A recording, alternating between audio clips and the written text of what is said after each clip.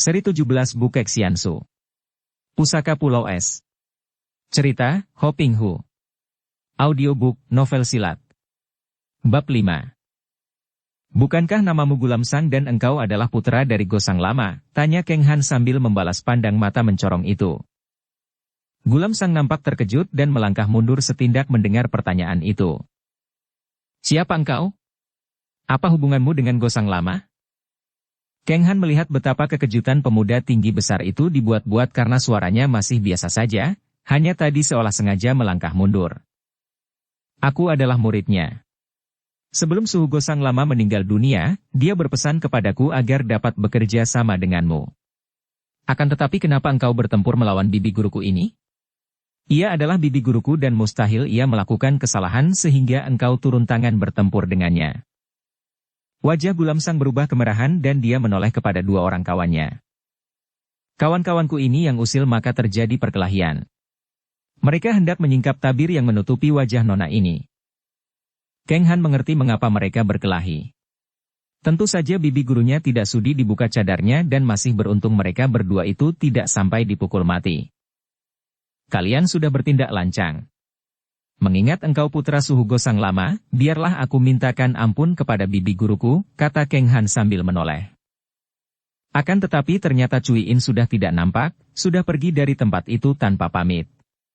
Ketika tadi Keng Han muncul, Cui In juga merasa berbahagia sekali. Akan tetapi ketika mendengar bahwa pemuda tinggi besar itu putra guru Keng Han, Cui In menjadi marah dan pergi tanpa pamit. Kemana bibi guru? Si jenggot kambing yang menjawab. Ia sudah pergi sejak tadi. Keng Han memandang kepada si jenggot kambing dan si hidung pesek dengan marah. Kalian berdua telah melakukan kesalahan, hayo cepat minta maaf kepadaku dan aku akan memaafkan atas nama bibi guruku. Kedua orang itu memandang kepada Gulamsang yang mengangguk.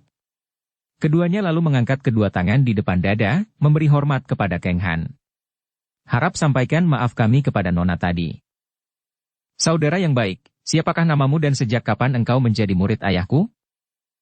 Namaku si Keng Han dan sejak berusia 10 tahun aku menjadi murid Gosang Lama selama 5 tahun. Kalau begitu engkau masih saudaraku sendiri walaupun aku sendiri sejak kecil tidak pernah bertemu dengan mendiang ayahku. Apa saja yang dipesankan ayah kepadamu sebelum dia meninggal? Dia berpesan agar aku bekerja sama denganmu, saling bantu. Bagus sekali. Mari kita kembali ke dusun dan mencari penginapan agar kita leluasa bicara. Keng Han tidak menolak, karena percuma saja andai kata dia akan mengejar Cui In yang pergi tanpa pamit.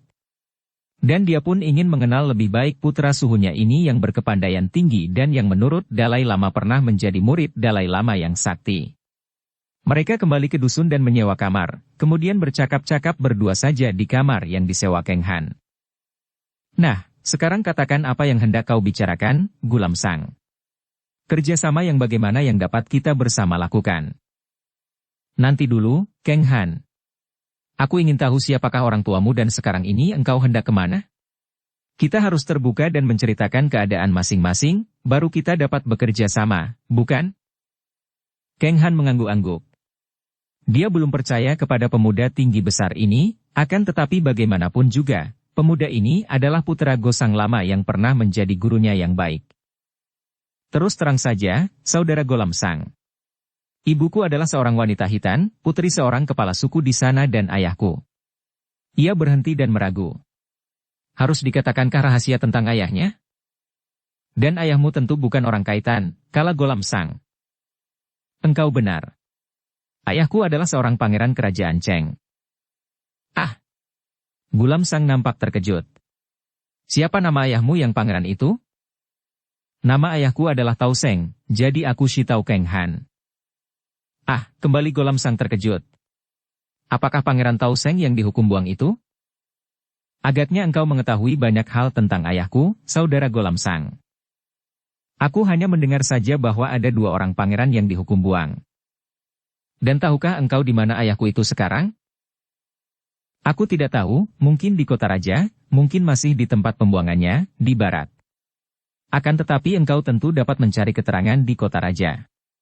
Kebetulan aku mengenal seorang pensiunan pejabat tinggi yang dahulu berhubungan erat dengan ayahmu. Kau carilah dia di kota raja dan dia pasti akan dapat memberitahu di mana ayahmu.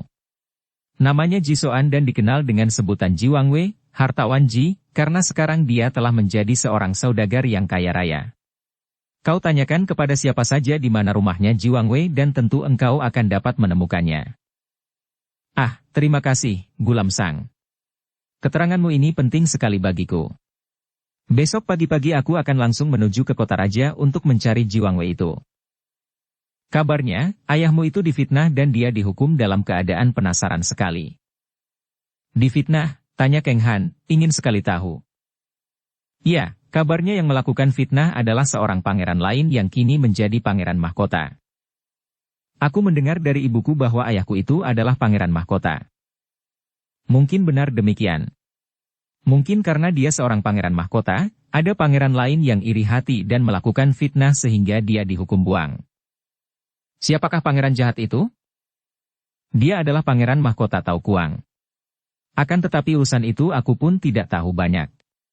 Yang lebih mengetahui adalah hartawan Ji itulah. Bagaimanapun juga, Pangeran Tao Kuang dan Kaisar Chia Qing itu adalah musuh besarmu karena merekalah yang mencelakakan dan menghukum ayahmu. Kalau benar ayah terhukum dengan penasaran, aku akan membalas dendam, kata Kang Han dengan hati panas. Bagus. Dalam hal ini, kita dapat bekerja sama. Kita sama-sama berjuang menggulingkan pemerintahan Cheng yang dipegang oleh Chia Qing dan kelak dipegang oleh Pangeran Tao Kuang itu. Kita bekerja sama dengan teman-teman seperjuangan.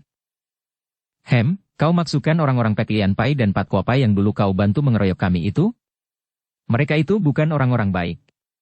Aku sudah mendengar sepak terjang Pek Lian Pai dan Pat Kuo Pai itu. Mereka adalah orang-orang jahat yang berkedok perjuangan. Bagaimana kita dapat bekerja sama dengan mereka? Nah, di sini letaknya kesalahpahaman itu. Engkau berpikiran seperti ketua Tian Lipang itu. Kalau kita benar-benar hendak berjuang menentang pemerintahan, kita harus mempersatukan semua tenaga dari pihak manapun. Kita harus bersatu padu tanpa mempedulikan watak masing-masing, untuk bersama-sama menghadapi pasukan pemerintah yang kuat. Aku lebih condong menyetujui pendapat Ketua Butong Pai. Ah, engkau juga hadir ketika ada rapat besar itu? Tentu saja. Aku hadir sebagai pendengar saja. Nah, bagaimana pendapatmu? Kang Han meragu. Agaknya engkau benar. Aku harus membalas dendam atas kematian ayahku kalau benar dia sudah mati secara penasaran dan difitnah. Aku suka bekerja sama denganmu, Gulam Sang. Gulam Sang menjabat tangan Kang Han. Bagus, kita akan bekerja sama kelak. Kau tunggu saja di rumah hartawan Ji, karena dia pun telah menjadi sekutu kami untuk melakukan pemberontakan. Pergilah engkau ke sana, cari keterangan tentang ayahmu dan katakan kepada Ji Wangwei bahwa engkau adalah sahabat dan sekutuku yang suka untuk bekerja sama. Demikianlah, Kang Han yang masih hijau dalam pengalamannya itu percaya sepenuhnya kepada Gulam Sang karena orang ini adalah putra gurunya yang sudah meninggalkan pesan agar dia bekerja sama dengan Gulam Sang. Yohan dan Tan Xianli tidak dapat membantah atau melarang lagi ketika Yohan Li menyatakan pendapatnya bahwa ia ingin merantau untuk mencari pengalaman. Bukankah ibu dahulu ketika masih muda juga suka merantau mencari pengalaman di dunia Kang Ou sehingga ibu dijuluki si Bangau Merah di dunia Kang Ou? Juga ayah mendapat julukan pendekar tangan sakti karena perantauannya di dunia Kang Ou. Saya hanya ingin merantau dan meluaskan pengalaman saja. Saya tidak ingin mendapatkan nama julukan dan saya akan selalu berhati-hati agar jangan terpancing dalam permusuhan. Demikian ucapan Yohan Li yang membuat ayah ibunya tidak dapat membantah lagi dan terpaksa memberi izin kepada putrinya untuk merantau. Siapa tahu dalam perantauannya itu putri mereka akan bertemu dengan jodohnya. Mereka tidak perlu khawatir karena sekarang Han Li sudah memiliki tingkat kepandaian yang sebanding dengan tingkat ibunya, sudah cukup kuat untuk menjaga diri. Baiklah, kami mengizinkan engkau untuk pergi merantau meluaskan pengalaman. Akan tetapi engkau harus berjanji tidak akan pergi lebih lama dari setahun. Dalam waktu setahun engkau harus sudah pulang, kata Yohan. Di dunia Kang Ou sedang kacau karena partai besar seperti Butong Pai hendak memberontak dan mengajak partai-partai sesat untuk bekerja sama. Engkau jangan terpikat oleh mereka itu. Perjuangan kita lain sifatnya. Kita pantang bekerja sama dengan penjahat dan kita bergerak melihat suasana. Aku berjanji, ayah, kata Han Li. Hati-hatilah, anakku, kata Tan Xianli. Jangan engkau mencari permusuhan dengan siapapun. Biarpun engkau harus membela kebenaran dan keadilan, membela yang tertindas dan menentang yang jahat, namun kalau tidak terpaksa sekali jangan engkau membunuh orang. Dan yang harus kau ingat benar, jangan sekali-kali percaya begitu saja kepada mulut manis seseorang, karena di dunia Kang Ou banyak sekali penjahat yang bermuka dan bermulut manis. Engkau harus pandai menjaga harga dirimu, walaupun tidak perlu tinggi hati. Kalau sekiranya ada bahaya mengancam, sebut nama julukan ayahmu dan nama julukanku, mungkin dapat menolongmu. Baik, Ibu. Aku akan selalu ingat akan nasihat ayah dan ibu. 3 hari kemudian, Yohan Li berangkat meninggalkan Tian Lipang yang berpusat di Bukit Naga itu dan turun gunung untuk memulai dengan perantauannya. Ia membawa sebuah buntalan pakaian dan sekantung uang. Tidak lupa ia membawa pula sebatang pedang pemberian ayahnya yang selalu dipakainya untuk berlatih silat pedang. Ayah dan ibunya mengantar putri mereka sampai keluar pintu gerbang. Bagaimanapun juga, kedua orang tua ini mengkhawatirkan putri mereka yang merupakan anak tunggal. Mereka tahu bahwa justru kecantikan gadis itu yang akan banyak mendatangkan gangguan pada putri mereka. Yohan Li yang berusia 18 tahun itu memang cantik. Wajahnya mirip dengan ibunya. Mukanya bulat telur kulitnya putih mulus, mata agak lebar dan hidungnya mancung, mulutnya selalu tersenyum agak mengejek dan dihias lesung pipit di pipi kiri. Tubuhnya sedang dan ramping. Ia berpakaian sederhana, dari sutera berwarna biru dan kuning, sepatunya dari kulit berwarna hitam. Ia membawa pedang di pinggangnya dan buntalan pakaiannya berada di punggungnya. Apa yang dikhawatirkan ayah ibu gadis itu ternyata terbukti, bahkan baru sehari setelah gadis itu meninggalkan rumahnya. Sore itu tibalah ia di sebuah bukit yang masih bertetangga dengan Bukit Naga. Dari bukit itu, kalau ia menoleh, ia akan melihat Bukit Naga yang dari situ nampak memanjang dan berlekuk-lekuk, seperti tubuh seekor naga dan karena bentuknya itulah maka bukit itu disebut Bukit Naga. Ketika Han Li sedang melangkah maju dengan cepat untuk mencari dusun di mana ia boleh melewatkan malam, tiba-tiba muncul 12 orang laki-laki yang kelihatan kasar. Pakaian mereka tidak karuan dan sikap mereka kasar sekali, mata mereka liar dan bengis, dipimpin oleh seorang laki-laki tinggi besar yang muka codet, yaitu terdapat cacat bekas goresan senjata pada pipi kirinya. Melihat seorang gadis berjalan seorang diri, 12 orang itu tertawa senang dan si muka codet itu tertawa bergelak. Hahaha, sungguh tidak kusangka di tempat sesunyi ini terdapat seorang nona yang cantiknya seperti bidadari. Manis, engkau siapakah dan hendak pergi kemana? Han Li belum pernah bertemu dengan orang-orang macam itu, akan tetapi ia sudah mendengar banyak cerita tentang orang-orang kasar yang biasanya menjadi perampok dari ibu dan ayahnya. Maka kini ia pun dapat menduga bahwa ia berhadapan dengan segerombolan perampok. Aku seorang gadis perantau yang hendak mencari dusun di depan sana. Harap kalian tidak menghalangiku pergi. Hahaha, untuk apa mencari dusun? Kalau hanya hendak melewatkan malam, ikutilah bersama kami dan kita bersenang-senang. Kami mempunyai banyak arak dan kami telah menangkap beberapa ekor lembu dari dusun yang kami lewati. Kita berpesta pora. Mari, Nona, katanya dan tangan si codet itu sudah dijulurkan ke depan untuk merangkul pinggang yang ramping itu. Dengan cepat Han Li sudah melangkah mundur. Pandang matanya mencorong ketika ia berkata, suaranya masih lembut namun mengandung ancaman. Sudah kukatakan, harap jangan halangi dan ganggu aku atau kalian akan menyesal nanti.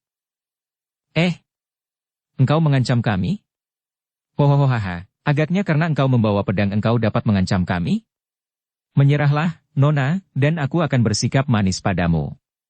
Kalau engkau berkeras, terpaksa aku akan menggunakan kekerasan menangkapmu. Sombongnya. Boleh kau coba kalau engkau mampu menangkap aku, kata Han Li dan seluruh urat syaraf di tubuhnya siap untuk menghadapi penyerangan lawan. Hei, kalian dengar, kawan-kawan? Ia menantangku, hahaha.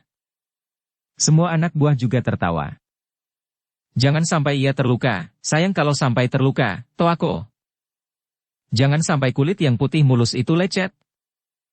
Hahaha, sekali ringkus saja ia pun akan berada dalam pelukanku. Kalian lihat saja. Tiba-tiba si codet menubruk dengan amat cepatnya, kedua lengan yang panjang dikembangkan dan jari-jari kedua tangannya menyambar ke depan untuk menerkam Han Li. Namun dengan lincah dan mudah saja Han Li menyelinap dan mengelak dari terkaman itu. Ia melihat bahwa lawannya itu hanya seorang yang mengandalkan kekuatan otot saja dan gerakannya terlalu lamban baginya. Begitu mengelak, ia sudah menyelinap ke belakang si Codet dan sekali kaki kirinya bergerak, sepatu hitamnya sudah menendang pantat si Codet sehingga tubuh tinggi besar itu jatuh tersungkur. Semua anak buah kaget bukan main melihat betapa pimpinan mereka tertendang roboh oleh gadis itu hanya dalam segebrakan saja. Akan tetapi si Codet menjadi penasaran dan marah sekali karena malu. Dia merangkak bangun kemudian menghadapi Han Li dengan muka bengis dan kemerahan, kedua tangannya dibuka seperti cakar harimau dan tanpa banyak cakap lagi kini dia menyerang dengan pukulan dan tamparan. Sepak terjangnya ganas dan liar seperti seekor harimau. Namun bagi Han Li gerakan itu terasa amat lambat sehingga amat mudah baginya untuk mengelak ke kanan kiri dan setelah mendapatkan kesempatan, tangan kirinya menampar, kini mengenai leher si Codet yang kembali terpelanting roboh dan sekali ini agak lambat dapat bantuan. Kepalanya terasa pening dan lehernya terasa seperti patah. Akan tetapi hajaran kedua kali itu agaknya tidak membuat kepala gerombolan perampok itu jera. Dia bahkan mencabut golok besarnya dari pinggang dan memutar-mutar golok itu di atas kepala dengan sikap mengancam. Dia tidak lagi menyayang gadis cantik itu dan kalau perlu akan disembelihnya untuk meredakan kemarahannya. Melihat cara orang mencabut golok dan memutar-mutar di atas kepalanya, tahulah Han Li bahwa orang ini hanya memiliki ilmu silat biasa saja, maka ia pun tidak mau mencabut pedangnya. Ia siap menghadapi serbuan orang bergolok itu dengan tangan kosong saja. "Bocah setan, mampuslah kau sekarang," bentak si Codet dan dia sudah menyerang dengan ganasnya. Goloknya berayun dari kanan ke kiri membabat ke arah leher Han Li. Dengan menundukkan kepala Han Li sudah mengelak. Golok lewat menyambar di atas kepalanya, lalu membalik menyambar dari kiri ke kanan membabat pinggangnya. Dengan geseran kaki ke belakang kembali Han Li membiarkan golok itu lewat. Setelah dua kali bacokannya dapat dielakkan lawan, si Codet menjadi semakin penasaran. "Hiat!" Dia berteriak nyaring dan kini goloknya menusuk ke arah perut gadis itu. Han Li menggeser kaki ke kiri dan ketika golok itu lewat dekat perutnya, ia melangkah maju dan secepat kilat tangannya menampar, kini dengan tenaga lebih dan tamparan tangannya menghantam bawah leher kepala perampok itu. Plak! Tubuh itu terbanting keras dan tidak dapat bangun kembali. Tamparan tadi amat hebatnya dan membuat kepalanya seperti remuk, bumi berputar dan matanya menjadi juling. 11 orang anak buahnya melihat betapa pimpinan mereka roboh segera mencabut golok masing-masing dan dengan teriakan-teriak dahsyat mereka menyerbu dan mengeroyok Han Li yang bertangan kosong dari berbagai jurusan. Akan tetapi mereka terkejut bukan main. Gadis yang tadi berada di tengah-tengah mereka tiba-tiba melayang ke atas dan sudah berada di belakang mereka. Mereka membalik, akan tetapi dua kali kaki Han Li melayang dan dua orang di antara mereka roboh. Han Li mengamuk di antara pengeroyokan gerombolan itu dan membagi-bagi tendangan dan tamparan tangannya yang ampuh. Dalam waktu beberapa menit saja 12 orang itu sudah jatuh bangun dan akhirnya, dipimpin oleh si Codet, mereka melarikan diri seperti sekawanan monyet melihat singa betina mengamuk. Han Li tersenyum geli dan mengibas-ngibaskan kedua tangannya, mengebutkan pakaiannya agar bebas dari kotoran debu, kemudian ia pun melanjutkan perjalanan seperti tak pernah terjadi sesuatu. Ia sudah mendapatkan pengalaman yang menarik dan ia sudah memenuhi pesan ayah ibunya, yaitu menentang kejahatan dan tidak sembarangan membunuh orang. Kalau ia menghendaki, kiranya tidak sukar baginya untuk membunuh semua lawan tadi. Han Li melanjutkan perjalanannya. Yang dituju adalah ke kota raja. Ia sudah mendapat keterangan dari ayah ibunya di manakah adanya kota raja, dan ia ingin sekali melihat kota yang besar dan indah itu. Sudah banyak ia mendengar tentang keindahan kota raja, namun belum pernah ia melihatnya. Dengan cepat ia menuruni lereng bukit itu menuju ke sebuah dusun yang dilihatnya dari lereng bukit tadi dan mencari tempat untuk bermalam di dusun itu. Sepasang suami istri petani yang sederhana dengan senang hati memberikan kamar mereka untuk Han Li yang menyewanya. Beberapa pekan telah lewat tanpa ada halangan sesuatu yang mengganggu perjalanan Han Li. Pada suatu pagi tibalah ia di tepi Sungai Kuning di daerah Provinsi Shenxi. Niatnya akan pergi ke kota Taiguan dan dari sana terus ke kota Peking. Ia berjalan menyusuri sungai besar itu untuk mencari tumpangan perahu yang akan dapat menyeberangkannya. Akan tetapi tepi di mana ia tiba itu sunyi, tidak ada dusun nelayan di situ dan perahu-perahu yang sedang berlayar itu berada di tengah sungai sehingga ia tidak dapat menghubungi mereka. Tiba-tiba ia melihat seorang kakek sedang memancing ikan. Kakek itu duduk di atas sebongkah batu di tepi sungai dan memegangi tangkai pancing dari batang bambu kecil, matanya penuh perhatian memandang joran pancingnya. Memang itulah nikmatnya seorang pemancing ikan. Memperhatikan joran pancingnya dengan penuh harapan dan begitu joran pancingnya bergerak, begitu tangan yang memegang tangkai pancing itu merasakan sentakan, itu tandanya umpan disambar ikan dan pada saat yang tepat menggerakkan tangkai pancingnya ke atas agar pancing dapat menusuk mulut ikan. Hanli tidak mengerti tentang seni memancing ikan. Kalau pemancing ikan sedang mencurahkan segenap perhatian kepada joran pancingnya, dia sama sekali tidak boleh ditegur atau diganggu. Karena tidak tahu, Hanli menghampiri kakek itu dari belakang dan bertanya. "Kakek yang baik, tahukah engkau di mana aku bisa menyewa perahu untuk menyeberangkan aku?" Kakek yang mencurahkan seluruh perhatiannya kepada joran pancingnya dan melupakan segala yang berada di sekelilingnya itu terkejut dan marah. "Apakah engkau tidak melihat bahwa aku sedang memancing?" bentaknya tanpa menoleh. Hanli terkejut. "Maafkan kalau aku mengganggu. Kalau engkau dapat memberi keterangan padaku di mana aku dapat menyewa perahu, biarlah aku beri sedikit uang agar engkau dapat membeli ikan, daripada susah payah memancing." Tapi kakek itu menjadi lebih marah lagi. "Aku bukan butuh ikannya. Aku membutuhkan ketenangan memancingnya. Kalau aku ingin ikan, tidak usah beli dan menangkap ikan apa sih sukarnya. Kau lihat." Tiba-tiba kakek itu menggerakkan ujung tangkai pancingnya ke dalam air seperti orang menusuk dengan tombak dan ketika dia mengangkat tangkai pancing itu. Di ujung tangkai dari bambu itu sudah tertusuk seekor ikan besar yang menggelepar-gelepar. Hanli terkejut sekali. Ia maklum bahwa kakek ini seorang yang berkepandaian tinggi, maka ia memberi hormat dan berkata, "Harap Lo Cianpue suka memaafkan kalau aku sudah mengganggu ketenangan Lo Cianpue." "Enak saja mengganggu ketenangan, engkau bahkan sudah menghilangkan selaku mancing." Kakek itu melemparkan ikan dari tangkai pancingnya ke air lalu membalikkan tubuhnya sambil melompat berdiri. Ternyata kakek itu gemuk dan pendek sekali masih kalah tinggi dibandingkan Hanli. Wajahnya seperti kanak-kanak, telinganya lebar dan matanya kemerahan. Wajah itu mendatangkan rasa ngeri dalam hati Hanli. Ketika kakek itu melihat Hanli, matanya terbelalak dan mulutnya menyeringai. "Aha, kiranya yang menggangguku adalah seorang gadis yang cantik jelita. Nona, engkau ini manusia ataukah penunggu sungai ini?" Dalam ucapan dan pandang mata itu terkandung keceriwisan seorang yang mata keranjang, maka Hanli lalu memutar tubuhnya hendak pergi dari situ tanpa menjawab pertanyaan tadi. Akan tetapi ketika ia memutar tubuh dan melangkah, tiba-tiba ada bayangan orang melewatinya dan tahu-tahu kakek itu telah berdiri di depannya. "Hohoho, nanti dulu, Nona. Engkau sudah menggangguku dan hendak pergi begitu saja. Tidak bisa, tidak boleh. Engkau harus dihukum untuk gangguanmu tadi. Lo Cianpue, atas kesalahan itu aku telah minta maaf dan bersedia mengganti kerugianmu. Harap Lo Cianpue tidak menghalangiku dan biarkan aku melanjutkan perjalananku." "Hahaha, enak saja. Orang yang sudah menggangguku selagi memancing, seharusnya dihukum mati. Akan tetapi melihat engkau begini cantik, biarlah hukuman itu kuubah. Engkau tidak akan kuhukum mati, melainkan harus menjadi pelayanku selama 1 minggu. Engkau keterlaluan, Lo Cianpue. Aku tidak mau menjadi pelayanmu walau hanya sehari, apalagi seminggu. Keputusan hukumanmu tidak dapat diubah lagi. Mau atau tidak engkau harus menjadi pelayanku selama seminggu." "Aku tidak sudi dan harap jangan halangi aku pergi," kata Hanli dengan marah dan ia lalu membalikkan tubuh lagi untuk meninggalkan kakek pendek gemuk itu. Akan tetapi kembali ada bayangan berkelebat dan tahu-tahu kakek itu telah berada di depannya lagi, mengembangkan kedua tangannya sambil menyeringai. "Engkau tidak boleh pergi sebelum aku membebaskanmu," katanya. Hanli menjadi marah sekali. Dengan tangan kirinya ia mendorong pundak kakek itu sambil mengerahkan tenaga sinkangnya.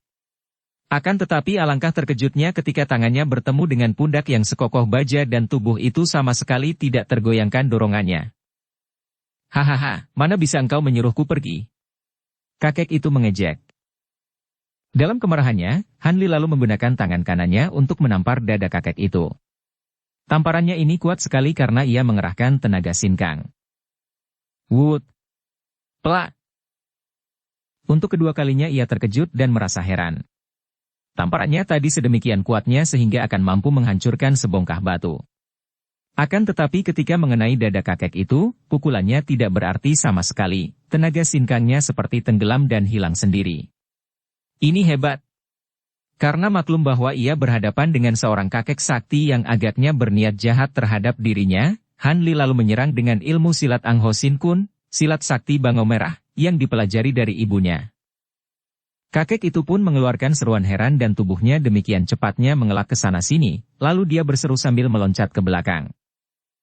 Hei, bukankah ini Ang Ho Sin Kun? Apa hubunganmu dengan si bangau merah? Han Li merasa bangga bahwa kakek ini mengenal ilmu silat ibunya. Beliau adalah ibu kandungku. Hohoho, kebetulan sekali, tidak dapat menghajar ibunya, anaknya pun boleh mewakilinya. Nah, sekarang hukumanmu ditambah lagi. Engkau harus menjadi pelayanku selama 1 bulan penuh.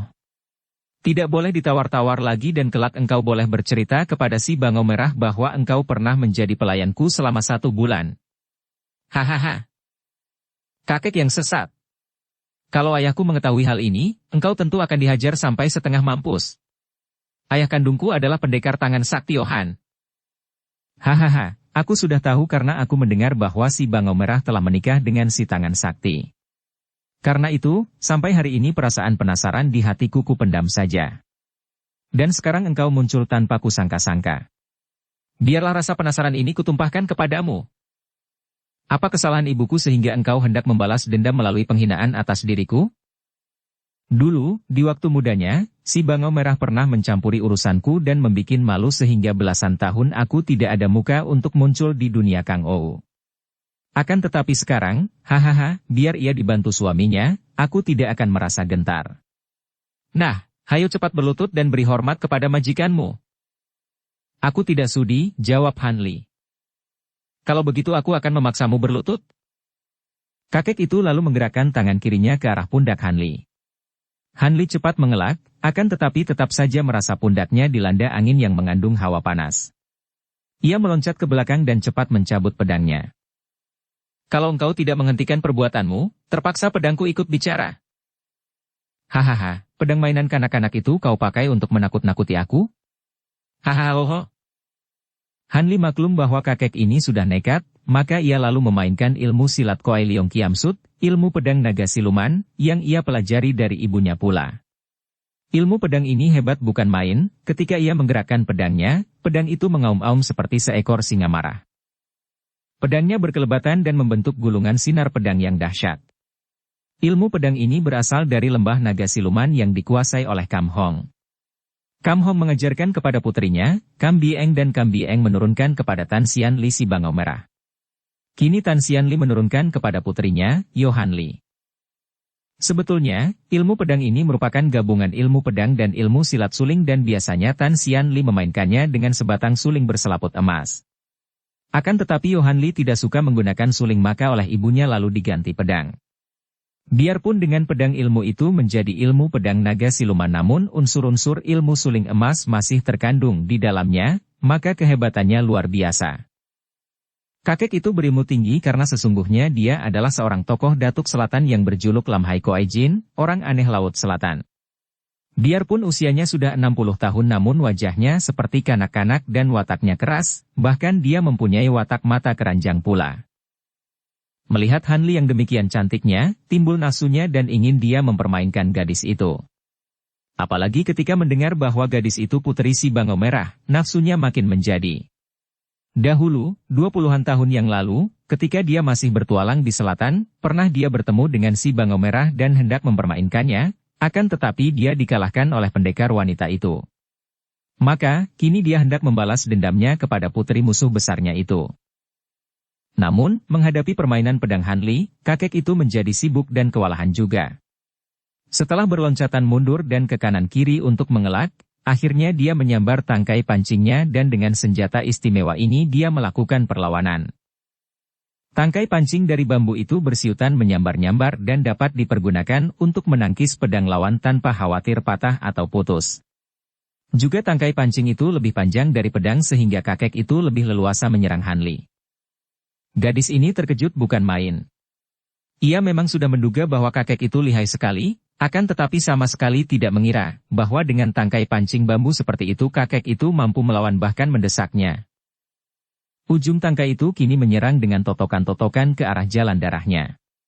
Selain itu, juga tangkai pancing itu berputar-putar seperti dayung lebar dan ujungnya seperti seekor lebah yang mengancam kepala dan lehernya. Pada saat yang amat gawat bagi Hanli, tiba-tiba terdengar suara tawa terkekeh-kekeh. Hehehe, Datuk Lamhai Koajin sekarang telah menjadi seorang pengecut yang menyerang seorang gadis yang pantas menjadi cucunya. Mendengar suara tawa ini, kakek itu menahan gerakan tangkai pancingnya dan kesempatan ini dipergunakan oleh Hanli yang sudah terdesak itu untuk melompat ke belakang. Ternyata yang datang dan tertawa itu adalah seorang laki-laki berusia 60-an tahun, tubuhnya tinggi kurus seperti orang kurang makan, pakaiannya juga penuh tambalan walaupun bersih dan tangannya memegang sebatang tongkat bambu. Dari pakaiannya saja sudah dapat diduga bahwa kakek ini seorang pengemis. Rambutnya sudah putih semua dibiarkan tergantung di sekeliling pundak dan lehernya.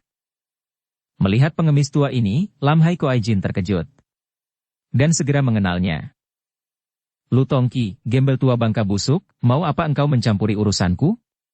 Gadis ini telah mengganggu aku yang sedang enak-enak memancing ikan, maka perlu ku beri hukuman. Bukankah itu sudah adil? Memang adil, hehehe. Akan tetapi bagaimana caranya gadis ini mengganggumu dan hukuman apa yang hendak kau berikan kepadanya? Ia mengganggu ketenanganku memancing ikan. Dia bohong, Kek, Hanli cepat berkata. Aku hanya menghampiri dia dan bertanya di mana aku bisa mendapatkan tukang perahu untuk menyeberangkan aku ke seberang sana. Tahu-tahu dia marah dan menyerangku. Hehehe, dan hukuman apa yang akan kau berikan kepada nona ini, Koajin? Aku hanya minta agar ia menjadi pelayanku selama beberapa hari. Tidak begitu, Kek. Dia minta aku berlutut di depannya sebagai majikanku dan dia hendak menjadikan aku pelayannya selama 1 bulan, kata pula Hanli dengan suara nyaring. Wah wah wah, ini sudah keterlaluan sekali namanya. Tidak malukah engkau, Koajin, menghina dan mengganggu seorang gadis muda seperti itu? Kaayong, Raja Pengemis, jangan engkau usil dan mencampuri urusanku atau terpaksa aku harus menghajarmu pula. Kakek yang bernama Lu Tongki yang berjuluk Kaayong itu tertawa panjang. Hehehehehe. Engkau hendak menghajarku. Sejak kapan engkau berani mengeluarkan kesombongan seperti itu? Dan bagaimana engkau hendak menghajarku? Dengan apa? Dengan ini. Lamhai Koajin berteriak marah sambil menggerakkan tangkai pancingnya. Kalau tadi ketika melawan Hanli dia menggenggam pancingnya sehingga pancing itu tidak akan melukai Hanli, sekarang dia melepaskan pancingnya sehingga ketika dia menyerang, pancing berupa kaitan besi kecil menyambar dahsyat ke arah muka Kaayong. Akan tetapi Lu Tongki bersikap tenang sekali. Begitu pancing itu menyambar dekat, tongkat bambu di tangannya bergerak. Trak! Pancing itu terpental ketika tertangkis tongkat bambu itu dan selanjutnya kedua kakek itu saling menyerang dan tubuh mereka berkelebatan dengan cepat sekali. Bagi orang biasa yang melihatnya, tentu tidak akan mampu mengikuti gerakan mereka karena dua orang itu seperti berubah menjadi bayang-bayang saja. Akan tetapi Hanli sudah mencapai tingkat tinggi dalam ilmu silat maka ia dapat mengikuti gerakan mereka dan ia merasa kagum bukan main. Kedua orang kakek itu mempergunakan kecepatan gerakan mereka untuk memperoleh kemenangan dan agaknya dalam hal ginkang, ilmu meringankan tubuh, keduanya seimbang.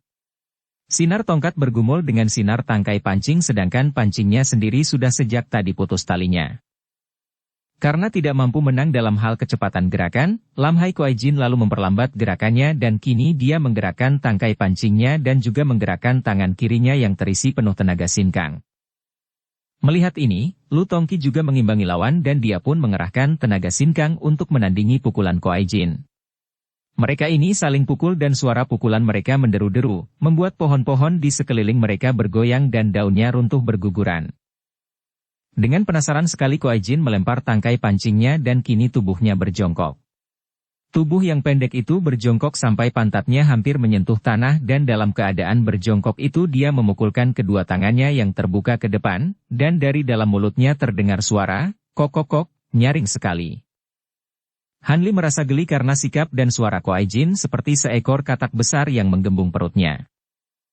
Akan tetapi agaknya Kak Aiong tidak memandang rendah serangan seperti katak besar ini.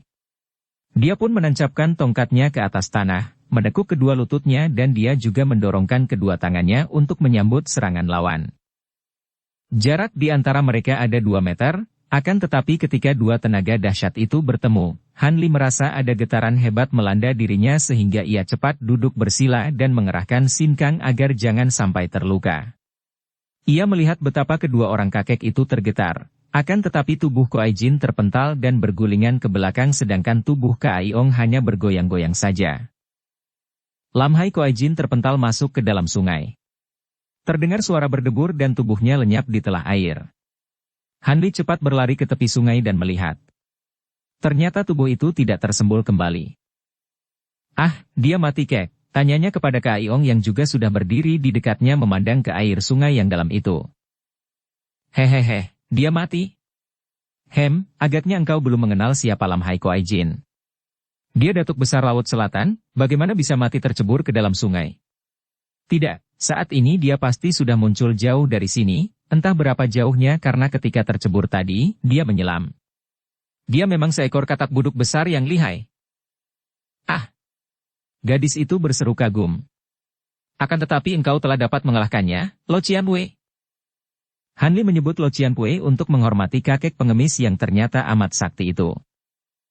Hehehe, jangan sebut aku Lo Qianwei atau aku tidak akan sudi bicara denganmu. Namaku Lu Tongqi, sebut saja aku kakek atau Kak Aiong karena memang itu julukanku jelek-jelek aku ini Raja Lo, walaupun hanya Raja Pengemis, hehehe. Baiklah, aku akan menyebutmu kakek atau Kak Aiong. Aku berterima kasih sekali kepadamu, kakek, karena kalau engkau tidak datang mengusir katak buduk itu, entah apa jadinya dengan diriku. Kak Aiong menggeleng-geleng kepalanya dan mulutnya mengeluarkan suara tak, tak, tak. Engkau tentu akan celaka sekali. Katak buduk itu memang jahat, orang yang paling jahat di selatan dan sampai tua tetap saja dia mata keranjang dan jahat sekali.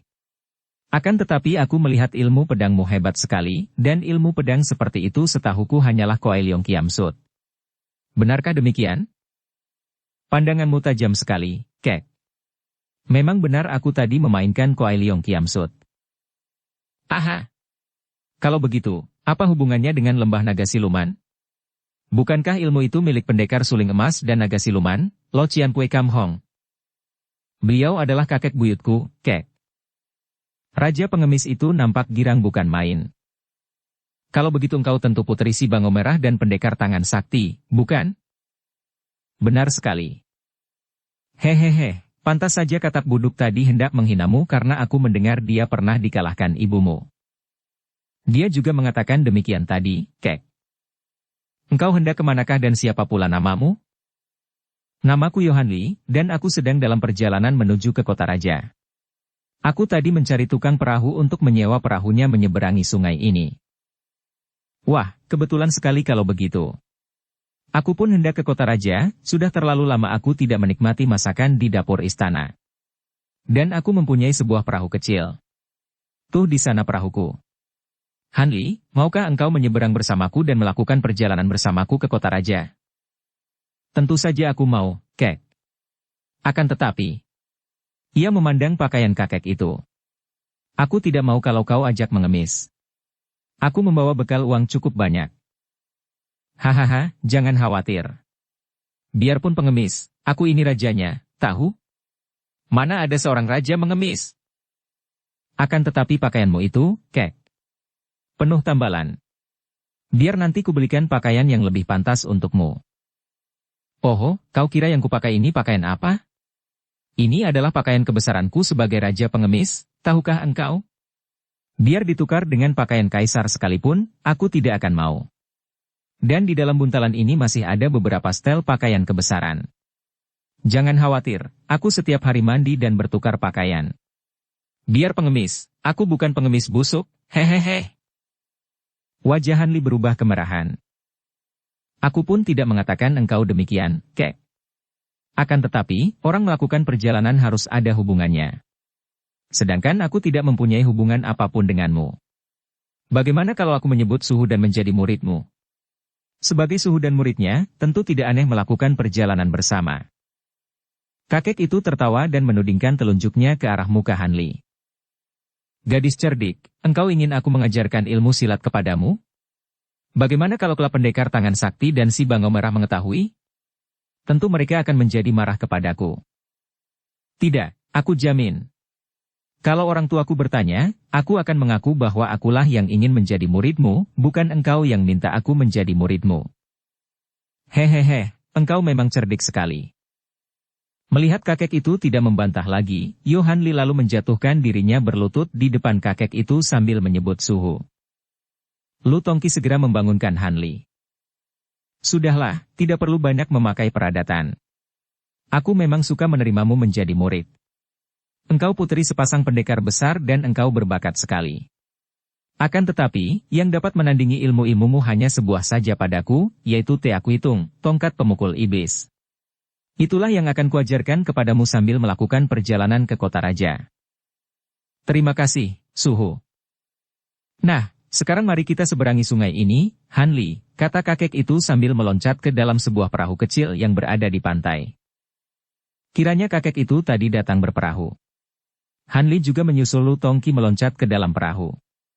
Kalau tadi ketika kakek itu meloncat, perahu sama sekali tidak bergoyang seolah yang hinggap di perahu itu hanya seekor burung. Akan tetapi ketika Hanli meloncat, perahu itu bergoyang sedikit. Ini saja menunjukkan bahwa dalam hal ginkang, kakek itu telah memiliki ilmu yang tinggi sekali. Karena perahu itu hanya mempunyai sebuah dayung, Hanli lalu meminta dayung itu dari gurunya dan sebagai seorang murid yang baik, ialah yang mendayung perahu itu menyeberang ke pantai timur. Lu Tongki tidak membantah dan membiarkan muridnya mendayung perahu itu. Perahu meluncur dengan cepatnya karena Hanli mengerahkan sinkang untuk mendayung perahu itu. Ketika perahu itu tiba di seberang sungai, dari perahu mereka dapat melihat seorang wanita berpakaian putih sedang dikeroyok oleh belasan orang yang memegang pedang. Wanita itu bersenjatakan sabuk sutra putih dan gerakannya ringan seperti seekor burung bangau putih. Namun, belasan orang pengeroyoknya itu membentuk barisan pedang yang lihai sekali sehingga wanita itu agaknya berada dalam keadaan berbahaya dan kemanapun ia bergerak, selalu ia bertemu dengan pedang para pengeroyok yang sudah mengepungnya dengan barisan yang teratur rapi. Kayong Lu Tongki berkata kepada Hanli. Hanli, kalau melihat perkelahian itu, apa yang akan kau lakukan? Kau hendak membantu pihak yang mana? Hanli berdiri di perahu dan memandang sejenak. Aku akan melerai dan menegur belasan orang yang mengeroyok seorang wanita itu, Suhu. Kalau mereka tidak mau menurut, tentu aku akan membantu wanita itu. Ia amat lihai, akan tetapi para pengeroyoknya menggunakan barisan yang amat kuat. Engkau benar dan lakukanlah, kata kakek pengemis itu sambil tersenyum. Mendengar ucapan gurunya, Hanli segera melompat ke darat dan lari menghampiri mereka yang sedang bertanding. Hanli telah mencabut pedangnya dan menerjang para pengeroyok sambil berseru. Tahan senjata! Dua orang pengeroyok yang pedangnya bertemu dengan Hanli terkejut karena pedang mereka terpental, hampir terlepas dari pegangan. Yang lain lalu berhenti mengeroyok gadis berpakaian putih yang bukan lain adalah Shou Chuin itu. Berhenti dulu, kata Hanli sambil memandang kepada Chuin. Kalian ini belasan orang laki-laki mengapa mengeroyok seorang wanita? Itu curang namanya. Siapa kau berani mencampuri urusan kami? Tidak peduli aku siapa akan tetapi kalau melihat kecurangan aku tidak akan tinggal diam. Kalau kalian ini bertanding satu lawan satu aku tentu tidak akan campur tangan. Perempuan ini lancang. Hajar saja, terdengar teriakan mereka dan kembali mereka bergerak dengan teratur dan menggerakkan pedang untuk menyerang. Sekali ini bukan hanya Chuin yang dikeroyok, akan tetapi juga Hanli. Hanli menggerakkan pedangnya dan Chuin menggerakkan sabuk sutranya. Gerakan kedua orang gadis ini begitu hebatnya sehingga barisan pedang itu mulai menjadi kacau. Akan tetapi tiba-tiba terdengar bentakan nyaring dan semua pengeroyok mengundurkan diri mendengar bentakan ini dan di situ telah muncul seorang kakek berusia 60-an tahun yang memegang sebatang tongkat dan mendatangi tempat itu dengan terpincang-pincang. Ternyata kaki kiri kakek ini timpang sehingga jalannya terpincang-pincang. Melihat kakek itu, Chuin terkejut karena dia mengenal kakek itu sebagai Toat Beng Kiam Sian Locit yang amat lihai itu. Baru-baru ini dia dan Keng Han dapat meloloskan diri dari pengeroyokan kakek ini bersama anak buahnya. Tadi ketika dia menyeberangi sungai dan di daratan timur bertemu dengan belasan orang itu yang mengeroyoknya dengan pedang, dia sudah menduga bahwa mereka tentulah anak buah Kui Kiampang. Agaknya di antara mereka ada yang mengenal ia yang pernah bermusuhan dengan Toat Beng Kiam Sian Locit. Hahaha, kiranya engkau. Kakek itu menuding ke arah Cuin. Sekarang jangan harap engkau akan dapat lolos dari tanganku. Berkata demikian kakek itu lalu menggerakkan tongkat pedangnya menyerang Cuin. Gadis ini mengelak dan Han Li membantu, akan tetapi para anak buah Kui Kiampang sudah maju pula mengeroyoknya. Serangan Locit terhadap Cuin amat hebatnya sehingga dalam waktu pendek saja Cuin sudah terdesak hebat. Juga Han Li yang dikeroyok anak buah Kui Kiampang yang membentuk barisan telah terdesak. Tiba-tiba terdengar suara orang tertawa. Hahaha, pangcu dari Kui Kiampang ternyata hanyalah seorang pengecut yang mengeroyok dua orang gadis muda. Mendengar ucapan itu, Toat Beng Kiam Sian Locit meloncat mundur untuk melihat. Ketika melihat seorang kakek berpakaian tambal-tambalan, dia mengerutkan alisnya. Dia menudingkan tongkat pedangnya ke arah muka pengemis itu dan membentak. Bukankah engkau Lu Tongki yang dijuluki Kaiong? Mau apa engkau mencampuri urusan pribadiku? Hehehe, tentu saja aku mencampuri karena yang dikeroyok itu adalah muridku. Bebaskan kedua orang gadis itu dan aku tidak akan mencampuri urusanmu lagi. Locit sebetulnya merasa jerih terhadap kakek yang namanya terkenal sekali di antara para datuk itu, akan tetapi dia berbesar hati karena di situ terdapat belasan orang murid-murid utamanya yang sudah pandai membentuk barisan pedang yang amat lihai. Kalahkan dulu kami kalau engkau ingin bebas, tantangnya dan dia sudah menggerakkan pedang yang tersembunyi dalam tongkatnya itu untuk menyerang Kaiong. Melihat pimpinan mereka sudah menyerang kakek pengemis yang baru tiba itu, anak buah Kui Kiampang kembali menyerbu ke arah Cuin dan Han Li. Dua orang gadis itu menggerakkan senjata mereka dan bekerja sama melakukan perlawanan. Pertempuran antara Locit melawan Kaiong amat ramai dan hebatnya. Ternyata tingkat kepandaian mereka seimbang, hanya Kaiong memiliki kecepatan yang lebih dari lawannya sehingga serangan tongkatnya membuat Locit agak kewalahan. Biarpun ilmu pedang Locit amat dahsyat, akan tetapi karena gerakannya kalah cepat, dialah yang terdesak. Sementara itu, setelah kini dibantu Han Li, Cuin mengamuk dan dapat mendesak para pengeroyoknya. Anak buah Kui Kiampang yang membentuk Kiamtin, barisan pedang, mulai kacau dan kocar-kacir diamuk dua orang gadis perkasa itu. Namun Kaiong agaknya maklum bahwa kalau datang lebih banyak anak buah Kui Kiampang, tentu keadaan mereka menjadi berbahaya sekali. Juga dia maklum bahwa Dewa Pedang itu mempunyai anak perempuan dan murid yang lihai. Kalau mereka datang mengeroyok, kekuatan mereka bertambah dan tentu dia bersama dua orang gadis itu menjadi repot, dia memutar tongkatnya dengan cepat membuat Locit terkejut dan mundur. Locit, biarlah lain kali saja kita lanjutkan perkelahian ini, aku masih mempunyai banyak urusan. Han Li dan engkau Nona, mari kita pergi. Sebetulnya Han Li dan Cuin merasa heran mengapa orang tua itu mengajak mereka pergi, padahal keadaan mereka tidak kalah, bahkan sedang mendesak lawan. Akan tetapi Han Li tidak berani membantah perintah gurunya. Enci, mari kita pergi, ajaknya kepada Cuin. Cuin sendiri maklum bahwa tanpa bantuan gadis dan gurunya itu, tentu ia akan celaka di tangan musuh, maka ia pun melompat keluar dari gelanggang perkelahian dan mengikuti Han Li yang sudah melarikan diri bersama gurunya. Melihat tiga orang itu melarikan diri, Locit yang tahu diri tidak mengejar. Keadaannya tadi sudah terdesak, jelas kekuatan musuh lebih besar.